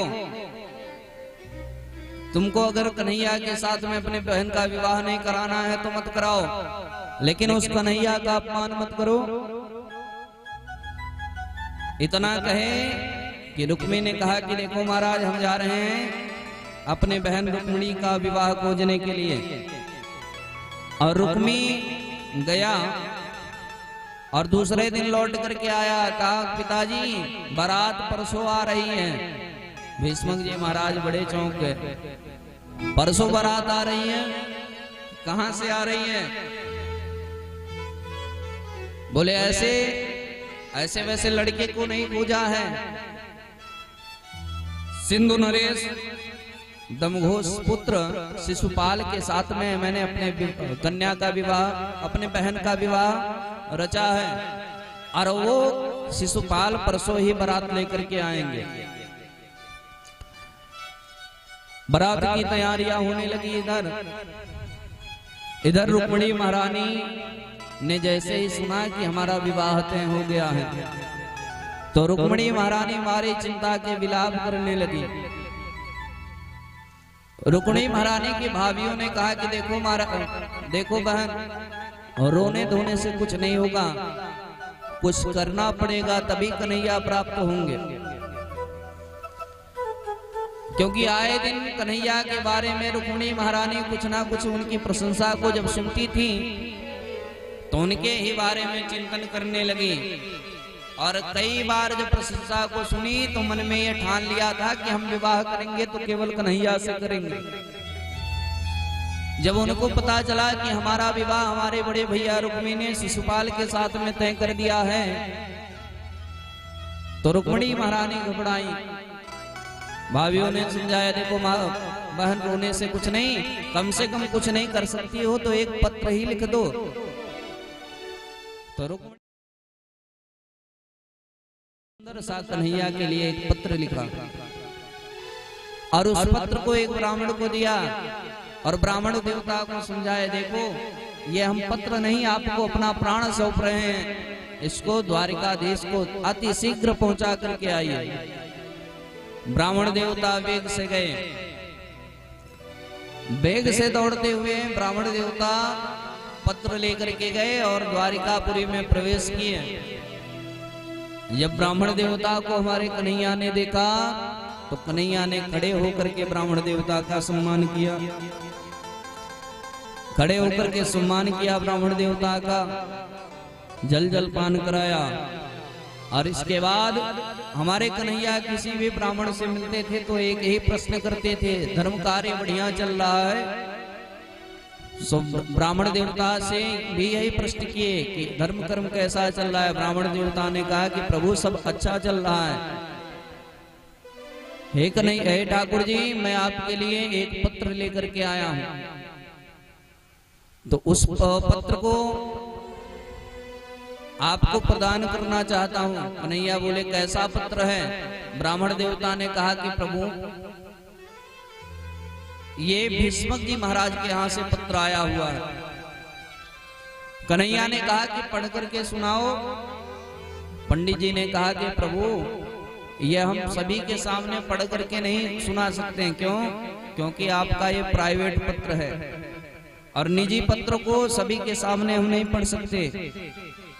कन्हैया ने कहा कि हम ब्राह्मणों के सामने अपने कोई भी बात को नहीं छिपाते, इसलिए हे ब्राह्मण देवता, आप ही इस पत्र को पढ़िए। कन्हैया के समक्ष ब्राह्मण देवता आज उस पत्र में लिखी गई बातों को कहना प्रारंभ करते हैं।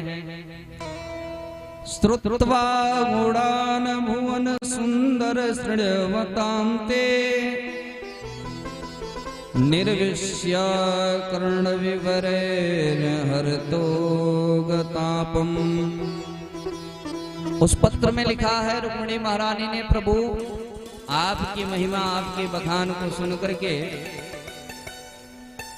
हमने आपकी छवि को हृदय में धारण कर लिया है। और आपका छवि हमारे हृदय में, हमारे चित्त में आकर के समाहित हो गया है। हे कन्हैया, आज हमारे भ्राता श्री रुक्मी ने हमारा विवाह शिशुपाल के साथ में तय कर दिया है। और हे कन्हैया, मैं नहीं चाहती हूं किसी सिंह राज का शिकार कोई गीदड़ लेकर के भाग जाए। इसलिए कन्हैया, इस पत्र को आप केवल पत्र मत समझना, इसमें मैंने अपने हृदय की बात लिखी है। और इस पत्र को आप स्वीकार करते हुए कन्हैया, अगर आप नहीं आए समय पे आकर के मेरे साथ आपने पाणी ग्रहण संस्कार नहीं किया तो मैं अपना प्राणांत कर लूंगी। हे कन्हैया, हमारे यहाँ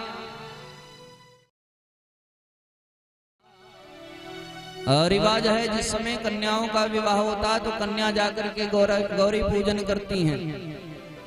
हे कन्हैया, जिस समय हम गौरी पूजन के लिए आएंगे आप उस समय रथ लेकर के आइएगा और उसी समय हम आपके साथ में चल करके विवाह करेंगे। अनेक सुंदर भावों को जो रुक्मिणी जी महारानी ने लिखा था वो पंडित जी कन्हैया को बताते हुए पढ़ करके सारे पत्र को सुना दिया। अब कन्हैया ने जैसे पत्र को सुना तो कन्हैया तुरंत रथ पे विराजमान हुए और पंडित जी को हाथ पकड़ करके रथ पर बैठाया और रथ को इतने वेग से भगाया। बलदाऊ भैया ने कन्हैया को जैसे ही देखा, बलराम जी ने बुलाया, अरे वो कन्हैया कहाँ गए, इतने में रथ बहुत दूर जा चुका था। बलराम जी ने मन में विचार किया कि इतनी रात्रि को हमारे कन्हैया कहाँ जा रहे हैं। इस समय ना एक पंडित जी आए, कोई पत्र पढ़ करके सुना दिए और पंडित जी आए थे, पत्र सुनाए तो ऐसी क्या बात हो गई जिस पत्र को सुन करके हमारे कन्हैया बिना किसी से बताए रथ पर बैठ करके इस प्रकार से निकल गए। तो बलराम जी मन में विचार करने लगे कि भीष्मक जी महाराज की कन्या का विवाह होने वाला है, हो सकता हो हमारे कन्हैया वहीं पर गए हों। आज हमारे कन्हैया वेग से रथ को दौड़ाए और कुंडिनपुर में पहुंच गए। जब वहां पर पहुंचे तो इधर बारात आ गई थी। बारात आई हुई शिशुपाल की, जिसमें जरासंध आदि राजा भी आए हुए थे। भीष्मक जी महाराज जिस समय रुक्मी ने विवाह तय किया उस समय सगाई नहीं हुई थी, तो सगाई का सारा सामान लेकर के भीष्मक जी महाराज जनवासे में जा रहे थे। इतने में उनके कानों में खबर पड़ गई कि कन्हैया आए हैं। इतने में भीष्मक जी महाराज सगाई का सारा सामान लेते हुए उनके मन में ऐसा विचार आया कि हम सगाई बाद में कराएंगे, पहले चल करके कन्हैया का दर्शन कर लें। भीष्मक जी महाराज सगाई का सामान लेकर के कन्हैया के पास पहुंच गए। कन्हैया मुस्कुराए, महाराज इसकी क्या जरूरत थी। अब भीष्मक जी महाराज मन में विचार किए, अरे हम तो ये पूरी सामग्री लेकर के चले आए। तो बात बनाते हुए भीष्मक जी महाराज ने कहा कि देखो प्रभु, आप हमारे नगर में आए हैं, इसलिए हम चाहे कि आपका स्वागत करें। प्रभु हमें क्षमा करिएगा, जल्दी में विवाह तय हुआ, इस कारण मैंने आपको न्योता भी नहीं दे पाया। फिर भी अगर न्योता नहीं गया, आपके यहाँ निमंत्रण नहीं गया, फिर भी आपने कृपा की है, तो हे प्रभु अब रात्रि में विवाह देख कर ही जाइएगा। कन्हैया ने कहा कि महाराज हम तनिक देर के लिए आए हैं, इसलिए आप अपने कार्य को जाकर के देखिए। कन्हैया ने भीष्मक जी महाराज को रथ पर बैठा लिया और भीष्मक जी महाराज से कहे कि चलो आपके नगर में मैं छोड़ देता हूँ, रथ पर जब भीष्म जी महाराज विराजमान हो गए तो सारे नगर वाले देख करके बड़े मंत्रमुग्ध हो गए, बड़े प्रसन्न हुए। देखो कितना सुंदर दुल्हा है। आज तो रुक्मिणी महारानी के भाग खुल गए, जो इतना सांवला सलोना सुंदर सा वर पा गई। सभी कन्हैया को देख करके यही समझ रहे हैं कि लगता है दूल्हा यही है। इधर शिशुपाल जनमासे में बैठा हुआ है। अब सारे नगर में भ्रमण करते हुए भीष्मक जी महाराज को बस हमारे कन्हैया ने नीचे उतारा रथ से और उनको स्मरण हो आया। इधर रथ से पंडित जी उतर करके मुस्कुराते हुए रुक्मिणी मैया के समक्ष गए। रुक्मिणी मैया को सूसा और रुक्मिणी मैया गौरा पूजन के लिए निकली। जब गौरा पूजन के लिए निकली, इधर चर्चा होते होते शिशुपाल तक ये चर्चा पहुंच गई कि वो कन्हैया भी आया है विवाह में। शिशुपाल ने जिस स्थान पे रुक्मिणी मैया जाकर के गौरी पूजन कर रही थी, मंदिर के अगल बगल में सेनाओं को नियुक्त कर लिया। करके देखना कोई उपद्रव ना हो, सेना लोग लग गए। इतने में गौरा पूजन के लिए रुक्मिणी मैया आई। रुक्मिणी मैया आई, कन्हैया भी हमारे रथ पर विराजमान थे। कन्हैया रथ से उतरे और जैसे ही कन्हैया रथ से उतरे, इतने में सारे सैनिक मोहित हो गए। अरे देखो कितना सुंदर सा वर है। रुक्मिणी महारानी के लिए तो यही वर होना चाहिए था। कन्हैया रुक्मिणी महारानी के पास गई और जब रुक्मिणी महारानी के पास गए तो सभी सैनिकों ने कहा देखो कितनी बढ़िया जोड़ी लग रही है। सभी इतनी मोहित हो गए हैं कि कन्हैया को देख करके और रुक्मिणी महारानी को देख करके सभी उन दोनों की प्रशंसा करना प्रारंभ कर दिए। एक तो बोला कि देखो आज भीष्म जी महाराज के भाग्य उदय हो गए, जो इतना सुंदर दामाद पा गए। एक बोलता है कि भीष्म जी महाराज के ही नहीं अथवा पूरे नगर का भाग्य उदय हुआ है, जो ऐसे इतने सुंदर वर को आज भीष्म जी महाराज ने चयन किया अपनी कन्या के लिए। आपस में सैनिक लोग चर्चा कर रहे थे। इतने में कन्हैया ने रुक्मिणी महारानी को अपने रथ पर बैठाया और रथ को वेग से दौड़ाया। सभी सैनिकों को पता लगा, अरे कन्हैया हमारी रुक्मिणी महारानी को लेकर के ये वर चला गया। इतने में ध्यान आया कि हम सभी इनकी रक्षा में खड़े थे। सो जोर से पुकारा, अरे ओ कन्हैया हम तुझे युद्ध के लिए चुनौती देते हैं। इतने में सारे सैनिकों हमारे कन्हैया ने रथ को मोड़ा और सैनिकों के समक्ष आए युद्ध करने के लिए। उधर देख रहे हैं कि बलदाऊ भैया पूरी नारायणी सेना लेकर के पीछे से कृष्ण कन्हैया की जय जयकार लगवाते हुए आ रहे हैं।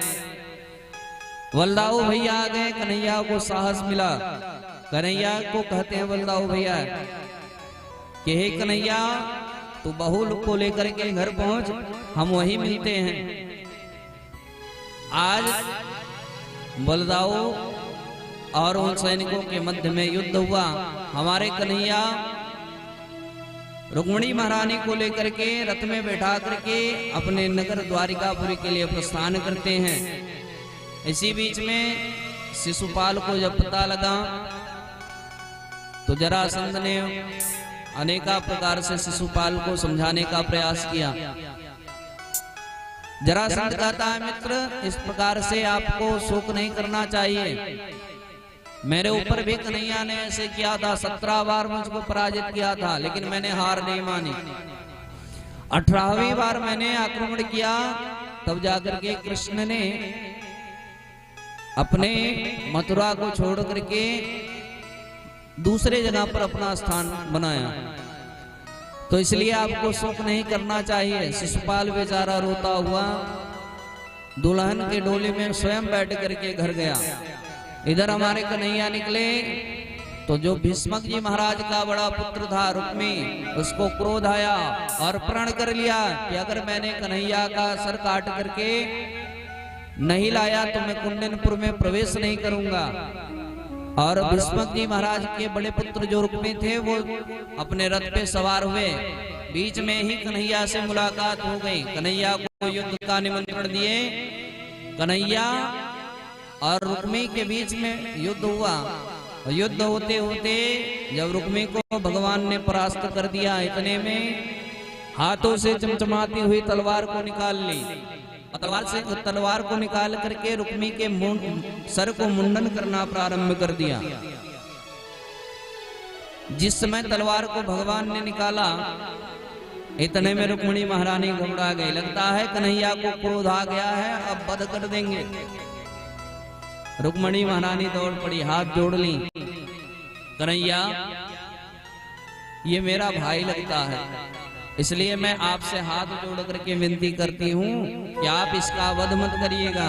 कन्हैया मुस्कुराए, देवी अगर आपका भाई लगता है तो मेरा भी कुछ लगता है, इसलिए मैं इसका वध नहीं करूंगा। कन्हैया ने मुंडन करके छोड़ दिया।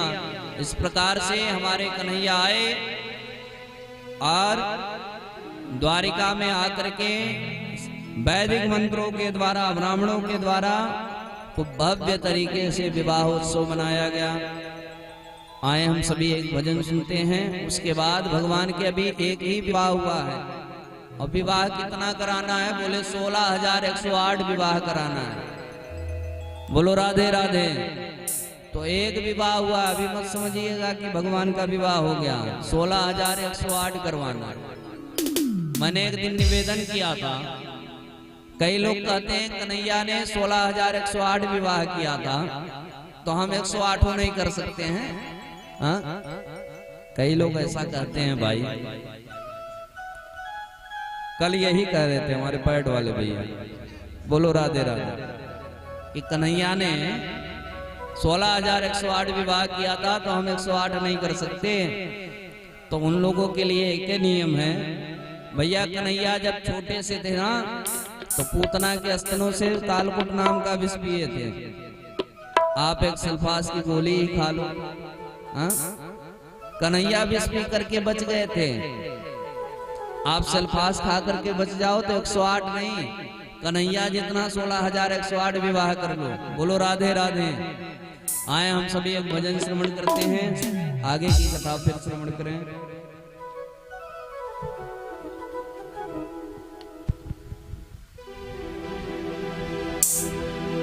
सरनगर में धूम मची है, द्वारिका नगरी सजने लगी है। सरनगर में धूम मची है, द्वारिका नगरी सजने लगी है। आज दुल्हन है नंदलाल की जोड़ी का जवाब नहीं, दुल्हन है नंदलाल की जोड़ी का जवाब नहीं, की जोड़ी का जवाब नहीं, की जोड़ी का जवाब जोड़ी का जवाब नहीं, की जोड़ी का जवाब नहीं। आज दुल्हन है नंदलाल की जोड़ी का जवाब नहीं, दुल्हन है नंदलाल की जोड़ी का जवाब नहीं।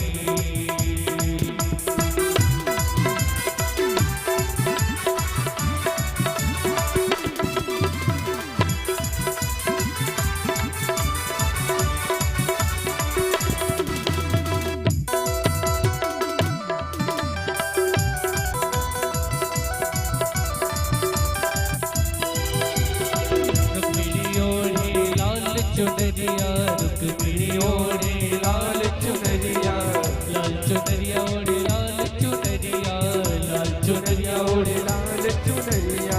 काली चुनरिया नंदलाल, काली चुनरिया नंदलाल की जोड़ी का जवाब नहीं, दुल्हन है नंदलाल की जोड़ी का जवाब नहीं।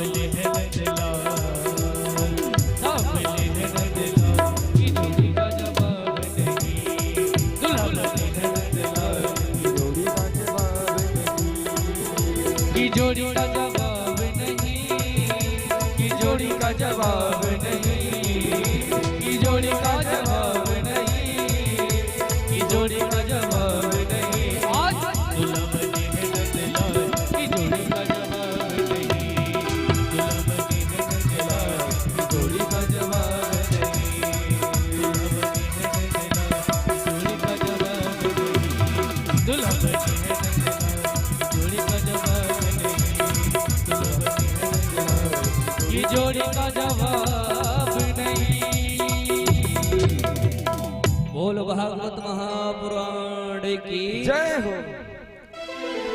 इस प्रकार से भगवान का पहला विवाह रुक्मिणी जी महारानी के साथ में हुआ। भाई देखिए, ज्यादा से ज्यादा 20 मिनट में भगवान के 16,108 विवाह हो जाएंगे और उसके बाद बारात वगैरह आएगी तो उसमें भी 1 घंटा का समय लगेगा। तो हमारे कन्हैया का इस प्रकार से विवाह हुआ रुक्मिणी जी महारानी के साथ में। और रुक्मिणी जी महारानी के पुत्र हुए प्रद्युम्न जी महाराज। ये प्रद्युम्न कौन थे? प्रद्युम्न जिस समय माता सती ने देह का परित्याग कर लिया था, उस समय ताड़कासुर नाम का एक दैत्य पैदा हुआ और उस दैत्य ने तपस्या करके भगवान से वरदान मांगा कि प्रभु, ब्रह्मा जी से वरदान मांगा, प्रभु मेरी अगर मृत्यु हो तो किसी के हाथ हो तो वो भगवान शंकर के पुत्र के हाथों हो। क्योंकि उसको पता था कि सती ने अपने शरीर का परित्याग कर लिया है, अपने देह को जला लिया है। इस वजह से भगवान भोलेनाथ दूसरा विवाह करेंगे नहीं, और भोलेनाथ के जब कोई पुत्र नहीं होगा तो हमारी मृत्यु नहीं होगी। तो सारे देवता त्राही त्राही करते हुए ब्रह्मा जी के पास पहुंचे। ब्रह्मा जी सभी देव परिकर को लेकर के भगवान भोलेनाथ के पास पहुंचे। लेकिन जब से सती मैया ने देह परित्याग किया था तब से भगवान भोलेनाथ समाधि में बैठे हुए थे। और भगवान भोलेनाथ समाधि में बैठे हुए थे तो समाधि को भंग करने के लिए कामदेव का आवाहन किया देवताओं ने। देवताओं ने जब कामदेव का आवाहन किया तो कामदेव 5 बाण लेकर के और धनुष लेकर के उपस्थित हुए।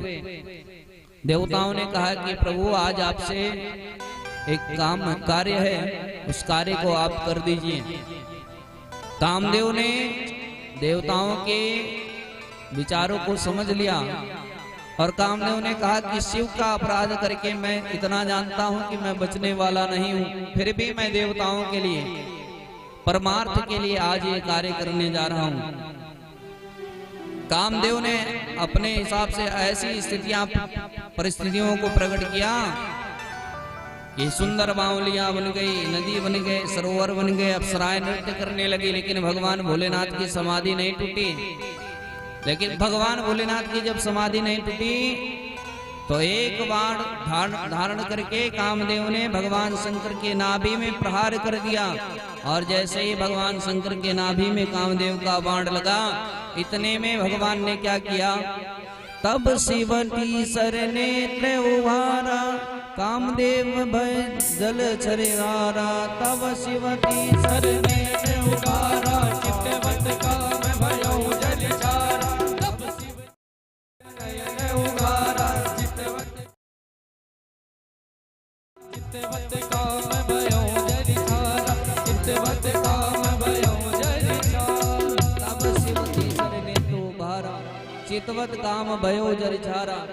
जैसे भगवान भोलेनाथ ने अपना तीसरा नेत्र खोला, इतने में कामदेव जल करके भस्म हुआ। पत्नी, कामदेव की पत्नी रति विलाप करते हुए आई। भगवान ने आशीर्वाद दिया कि जब कन्हैया का अवतार होगा उसी समय कन्हैया की पत्नी रुक्मिणी महारानी के गर्भ से राजा प्रद्युम्न के नाम से आपका पुत्र जन्म लेगा। और वही प्रद्युम्न पहला पुत्र कन्हैया का हुआ। सांबरासुर के कन्या से विवाह किया और सांबरासुर के कन्या से विवाह करने के नाते कन्हैया और भगवान भोलेनाथ का इसी बीच में युद्ध हुआ। अनेक लीलाएं करते हुए श्री सुखदेव जी महाराज कहते हैं, परीक्षित आगे का विवाह सुनो किस प्रकार से भगवान का हुआ। सत्राजित के पास एक मणि थी। उस मणि का प्रभाव था कि 5 बार सोना प्रतिदिन वो प्राप्त कराती थी राजा को। कन्हैया एक दिन सत्राजित से कहे कि वो मणि हमको प्रदान कर दो। सत्राजित ने वो मणि नहीं दी कन्हैया को। एक दिन वही मणि धारण करके सत्राजित का भाई वन में चला गया और सिंह के द्वारा मारा गया। कन्हैया को चोरी लगा दिया सत्राजित ने कि देखो बचपन में माखन चोरी करता था और मुझसे मणि मांगा था, मैंने प्रदान नहीं किया, तो मणि प्रदान नहीं किया, तो अब देखो मेरे मणि को कन्हैया ने चुरा लिया। कन्हैया उस कलंक से बचने के लिए उस मणि को खोजने के लिए निकल गए। और मणि को खोजने के लिए जब निकले तो जंगल में जाकर के देखा तो वहां पर एक सिंह के द्वारा सत्राजित का भाई मरा हुआ था। सिंह आगे बढ़ा, इतने में देखे कि वृक्ष के पैरों के निशान बने हुए थे। वृक्ष के पैरों के चिन्हों पर चलते हुए एक गुफा में प्रवेश कर गए और वो गुफा जामवंत जी महाराज की थी। जामवंत जी की पुत्री थी जिनका नाम था जामवंती। जामवंत जी महाराज सिंह को मार करके उससे मणि लेकर के अपने पुत्री जामवंती को दे दिए थे। वो मणि उछाल करके खेल रही थी, इतने में कन्हैया गए और देखे जामवंती मणि उछाल के खेल रही हैं। कन्हैया दौड़ करके उस मणि को ले लिए। जब उस मणि को ले लिया, इतने में जामवंती ने आवाज लगाई, पिताजी देखो मेरी मणि को इन्होंने ले लिया। इतने में जामवंत जी महाराज आए, कन्हैया से कहा कि तुम कौन हो, मेरी कन्या का मणि इस प्रकार से कैसे ले लिया। भगवान ने कहा कि यह मणि मेरी है। जामवंत जी महाराज ने युद्ध की चुनौती दे दी और इसी बीच में कन्हैया और जामवंत जी महाराज के बीच में युद्ध होना प्रारंभ हो गया। युद्ध करते करते जब कन्हैया ने जामवंत जी महाराज की सारी नसें ढीली कर दी, तब जामवंत जी महाराज हाथ जोड़े, कन्हैया मैं आपको पहचान गया कि आप ही हो जो जिसने राम अवतार धारण किया था। अरे प्रभु, हमने आपसे युद्ध की मांग की थी तो आपने मुझे वरदान दिया था कि मैं जिस समय कृष्ण रूप में आऊंगा उस समय आपके साथ में युद्ध करूंगा। प्रभु, अब मैं पहचान गया कि आप साक्षात मेरे राघव जी हो। और प्रभु मैं आपको क्या बताऊं, मैं सिंह से युद्ध करके उस मणि को प्राप्त किया था और मणि को ला करके अपने कन्या को प्रदान कर दिया था। इसलिए प्रभु, अगर आपको वो मणि चाहिए तो आप मेरे कन्या से पाणी ग्रहण संस्कार कर लो, तो मैं ये मणि आपको दहेज के रूप में दे सकता हूँ। तो यहाँ पर जामवंत जी ने अपनी कन्या जामवंती का विवाह भगवान कृष्ण के साथ में करा दिया। बोल बाके बिहारी लाल की जय। इस प्रकार से हमारे कन्हैया का दूसरा विवाह हुआ। अब इधर सत्राजित जब कन्हैया मणि का पता लगा करके आए, मणि को लेकर के आए, सत्राजित को सारी घटना बताई तो सत्राजित ने भगवान के ऊपर कलंक लगाया था। इस वजह से सत्राजित लज्जित हुआ और अपने कन्या सत्यभामा के साथ में विवाह करा दिया। और सत्यभामा के साथ में विवाह कराने के बाद पुनः जो भगवान मणि लेकर के आए थे वही मणि सत्राजित भगवान को देने लगा कि प्रभु हम आपको ये दहेज रूप में दे रहे हैं। कन्हैया ने कहा कि नहीं, हम इस मणि को नहीं ले जाएंगे, ये मणि आप अपने यहाँ ही रखिए और इससे जो सोना प्राप्त होगा वो आप हमारे यहाँ भिजवाते रहिएगा। नहीं तो लोगों का मन बदलते देर नहीं लगता। लोग यही कहेंगे कि जिस मणि को कन्हैया ने चुरा लिया था उसी मणि को प्राप्त करने के लिए कन्हैया ने दोबारा सत्राजित की कन्या से विवाह कर लिया। इस प्रकार भगवान का तीसरा विवाह हुआ। और आगे एक दिन भगवान हमारे यमुना तट पर बैठ गए अर्जुन के साथ में। तो अर्जुन के साथ में यमुना तट पर गए तो देखे एक कन्या बैठ करके ध्यान लगा रही थी, तप कर रही थी। अर्जुन ने कहा कि जाओ जाकर के देखो ये कन्या कौन है। अर्जुन ने जाकर के पूछा, देवी आप कौन हो? तो उस कन्या ने कहा कि मैं सविता की बहन कालिंदी हूँ और मैं कृष्ण को पति रूप में पाना चाहती हूँ। इसलिए मैं यहाँ पर तप कर रही हूँ। अर्जुन कन्हैया से कहने लगे, प्रभु लगता है कि आपके बृहस्पति इस समय उच्च के चल रहे हैं, जहां देखो विवाह ही विवाह हो रहा है। सो कालिंदी के साथ में भगवान ने पाणी ग्रहण संस्कार किया। इस प्रकार से हमारे कन्हैया के कितने विवाह हुए, गिनते जाइएगा कितने हुए, 4 विवाह हुए।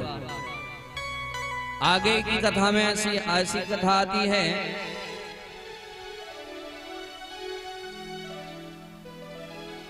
कि दुर्योधन की एक बहन थी जिसका नाम था वृंदा। दुर्योधन की बहन नहीं थी। दुर्योधन के साथ उस मित्रविंदा का विवाह होने वाला था। मित्रविंदा उसके साथ में विवाह नहीं करना चाहती थी, तो भगवान ने जाकर के उसके साथ में विवाह किया। इस प्रकार से भगवान का 5वां विवाह हुआ। कौशल नरेश नग्नजीत की बेटी थी सत्या देवी, उसका स्वयंवर रखा गया था कि जो 4 बैलों को एक ही नत्थे पे नाद देगा उसके साथ में कन्या का विवाह किया जाएगा।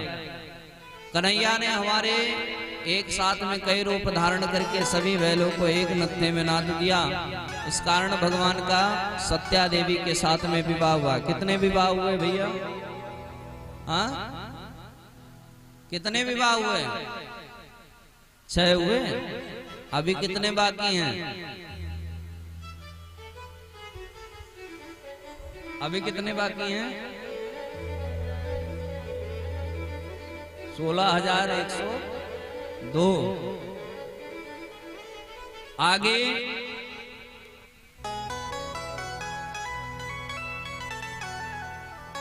भगवान का विवाह सुभद्रा से होने वाला था। भगवान ने सुभद्रा से विवाह करने से मना कर दिया और भगवान भद्रा के साथ में विवाह तो तय किए, सभी लोगों ने तय किया, लेकिन भगवान ने कहा कि सुभद्रा एक प्रकार से मेरी बहन लगती है, इसलिए हम सुभद्रा के साथ में विवाह नहीं करेंगे। और वो सुभद्रा थी कौन? वसुदेव जी महाराज के श्रुत कीर्ति नाम की एक बहन थी। श्रुत कीर्ति की बहन बेटी सुभद्रा थी। और सुभद्रा के साथ में ऐसा विचार बनाए श्रुत कीर्ति महारानी की सुभद्रा कन्हैया का विवाह हो, लेकिन कन्हैया ने मना किया। और उसी सुभद्रा का विवाह अर्जुन के साथ में हुआ। एक बार भगवान ने ऊपर देख करके चक्र में, नीचे जल में देखते हुए ऊपर चक्र में मछली के आंख में भेदन किया और वहां से उस मछली के आंख में भेदन करने के नाते मद्र देश के राजा की कन्या जो लक्ष्मणा थी उनके साथ भगवान का विवाह हुआ। इस प्रकार से भगवान के 8 विवाहों का वर्णन आया।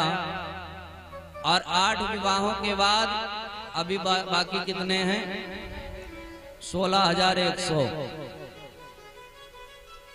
16,100 विवाह कैसे हुए? भौमासुर नाम का एक दैत्य था। भौमासुर ने यह विचार किया था कि हम 16,100 कन्याओं के साथ में एक साथ विवाह करेंगे। 16,108 कन्याओं के साथ में। तो भौमासुर ने अनेकानेक कन्याओं को बंदी बना करके रखा था। कन्हैया के पास किसी तरीके से उन कन्याओं ने पत्र लिखा कि हे प्रभु, मैंने आपका नाम सुना है कि आप सबको अभयत्व प्रदान कर देते हो, बंदी गृह से छुड़ा लेते हो, इसलिए हे प्रभु मैं आपको पत्र लिख रही हूँ, आप मेरे पत्र को स्वीकार करिए और मुझे बंदी गृह से छुड़ाइए, जरासंध के इस कारागार से मुक्त कराइए। भगवान ने आदेश पत्र को पढ़ करके भगवान तुरंत गए और भौमासुर के साथ में युद्ध किया। भौमासुर के साथ में युद्ध करके भौमासुर को परास्त किया। भौमासुर का प्राणांत हुआ। भगवान ने उन 16,100 कन्याओं को मुक्त किया। सभी कन्या हाथ जोड़ करके कन्हैया से प्रार्थना करने लगी, हे प्रभु, हमको भौमासुर नामक दैत्य ने जब इस कारागार में लाया तो हम सभी जगह से अपमानित हो चुकी हैं, हमारे ऊपर कलंक लग चुका है, अब हमारे साथ कोई पाणी ग्रहण संस्कार नहीं करेगा, तो इसलिए प्रभु आप हमारे साथ पाणी ग्रहण संस्कार करिए। इस प्रकार से कन्हैया ने उन भौमासुर के बंदी गृह से जितनी कन्याओं को छुड़वाया था, सभी के साथ में हमारे कन्हैया ने एक साथ में विवाह किया। इस प्रकार से भगवान का विवाह हुआ 16,108। आए हम सभी भी अब विवाह महोत्सव का दर्शन करें। भाई बारात आने वाली है, और बाराती कितने लोग हैं भैया इधर बता दें। इधर बाराती लोग बैठे हैं कि घराती हैं? तो भैया बारात कहाँ रह गई है हमारी कन्हैया की? आए हम सभी भजन श्रवण करें, बारात आ ही रही है। हाँ?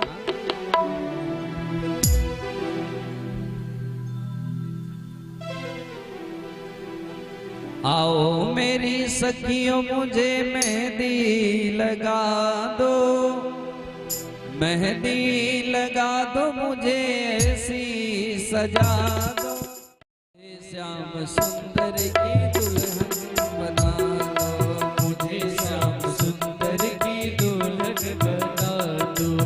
आओ मेरी सखियों मुझे मेहंदी लगा दो, आओ मेरी सखियां मुझे मेहंदी लगा दो, मेहंदी लगा दो मुझे ऐसी सजा दो, मेहंदी लगा दो मुझे ऐसी सजा दो, मुझे श्याम सुंदर की दुल्हन बना दो, मुझे श्याम सुंदर की दुल्हन बना दो।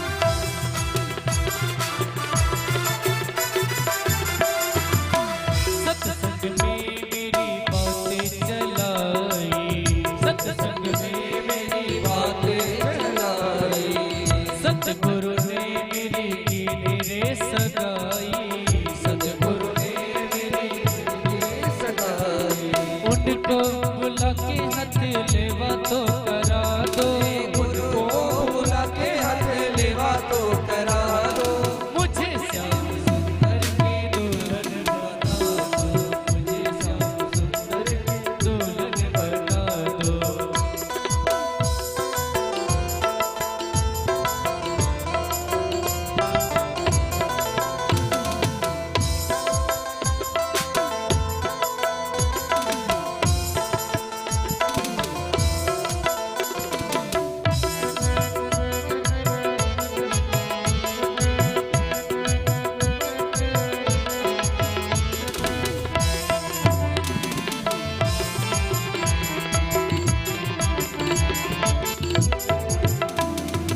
ऐसी पहनो चूड़ी जो कबहू ना टूटे, ऐसी पहनो चूड़ी जो कबहू ना टूटे, ऐसा वरो दूल्हा जो कबहू ना रूठे, ऐसा वरो दूल्हा जो कबहू ना रूठे, अटल सुहाग की विद्या लगा दो, अटल सुहाग की विद्या लगा दो, मुझे श्याम सुंदर की दुल्हन बना दो, मुझे श्याम सुंदर की दुल्हन बना दो।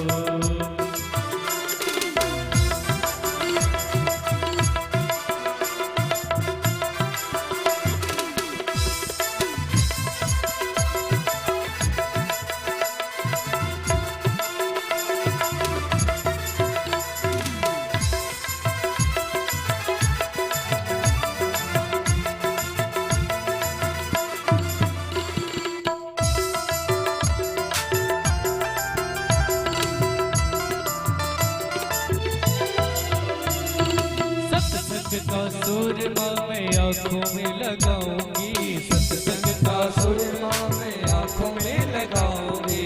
दुनिया से नाता तोड़ उनकी हो जाऊंगी, दुनिया से नाता तोड़ उनकी हो जाऊंगी। आज मेरी मोतियों से मांग सजा दो, आज मेरी मोतियों से मांग सजा दो।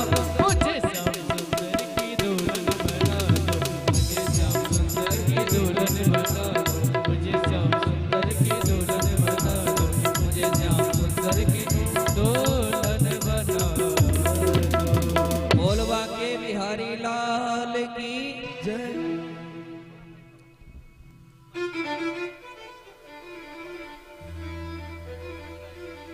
भैया बाराती लोग कहाँ हैं? बाराती लोग इधर आ जाइए।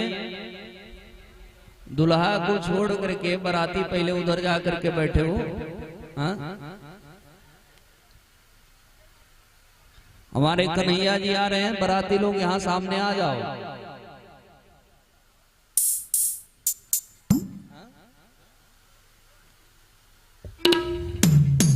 कन्हैया जी आ रहे हैं, तो कन्हैया जी के स्वागत से पहले भाई द्वार पूजा होना चाहिए। जनवासे से अगवानी निकलेगी। अगवानी में बाराती लोग बहुत डांस करते हैं।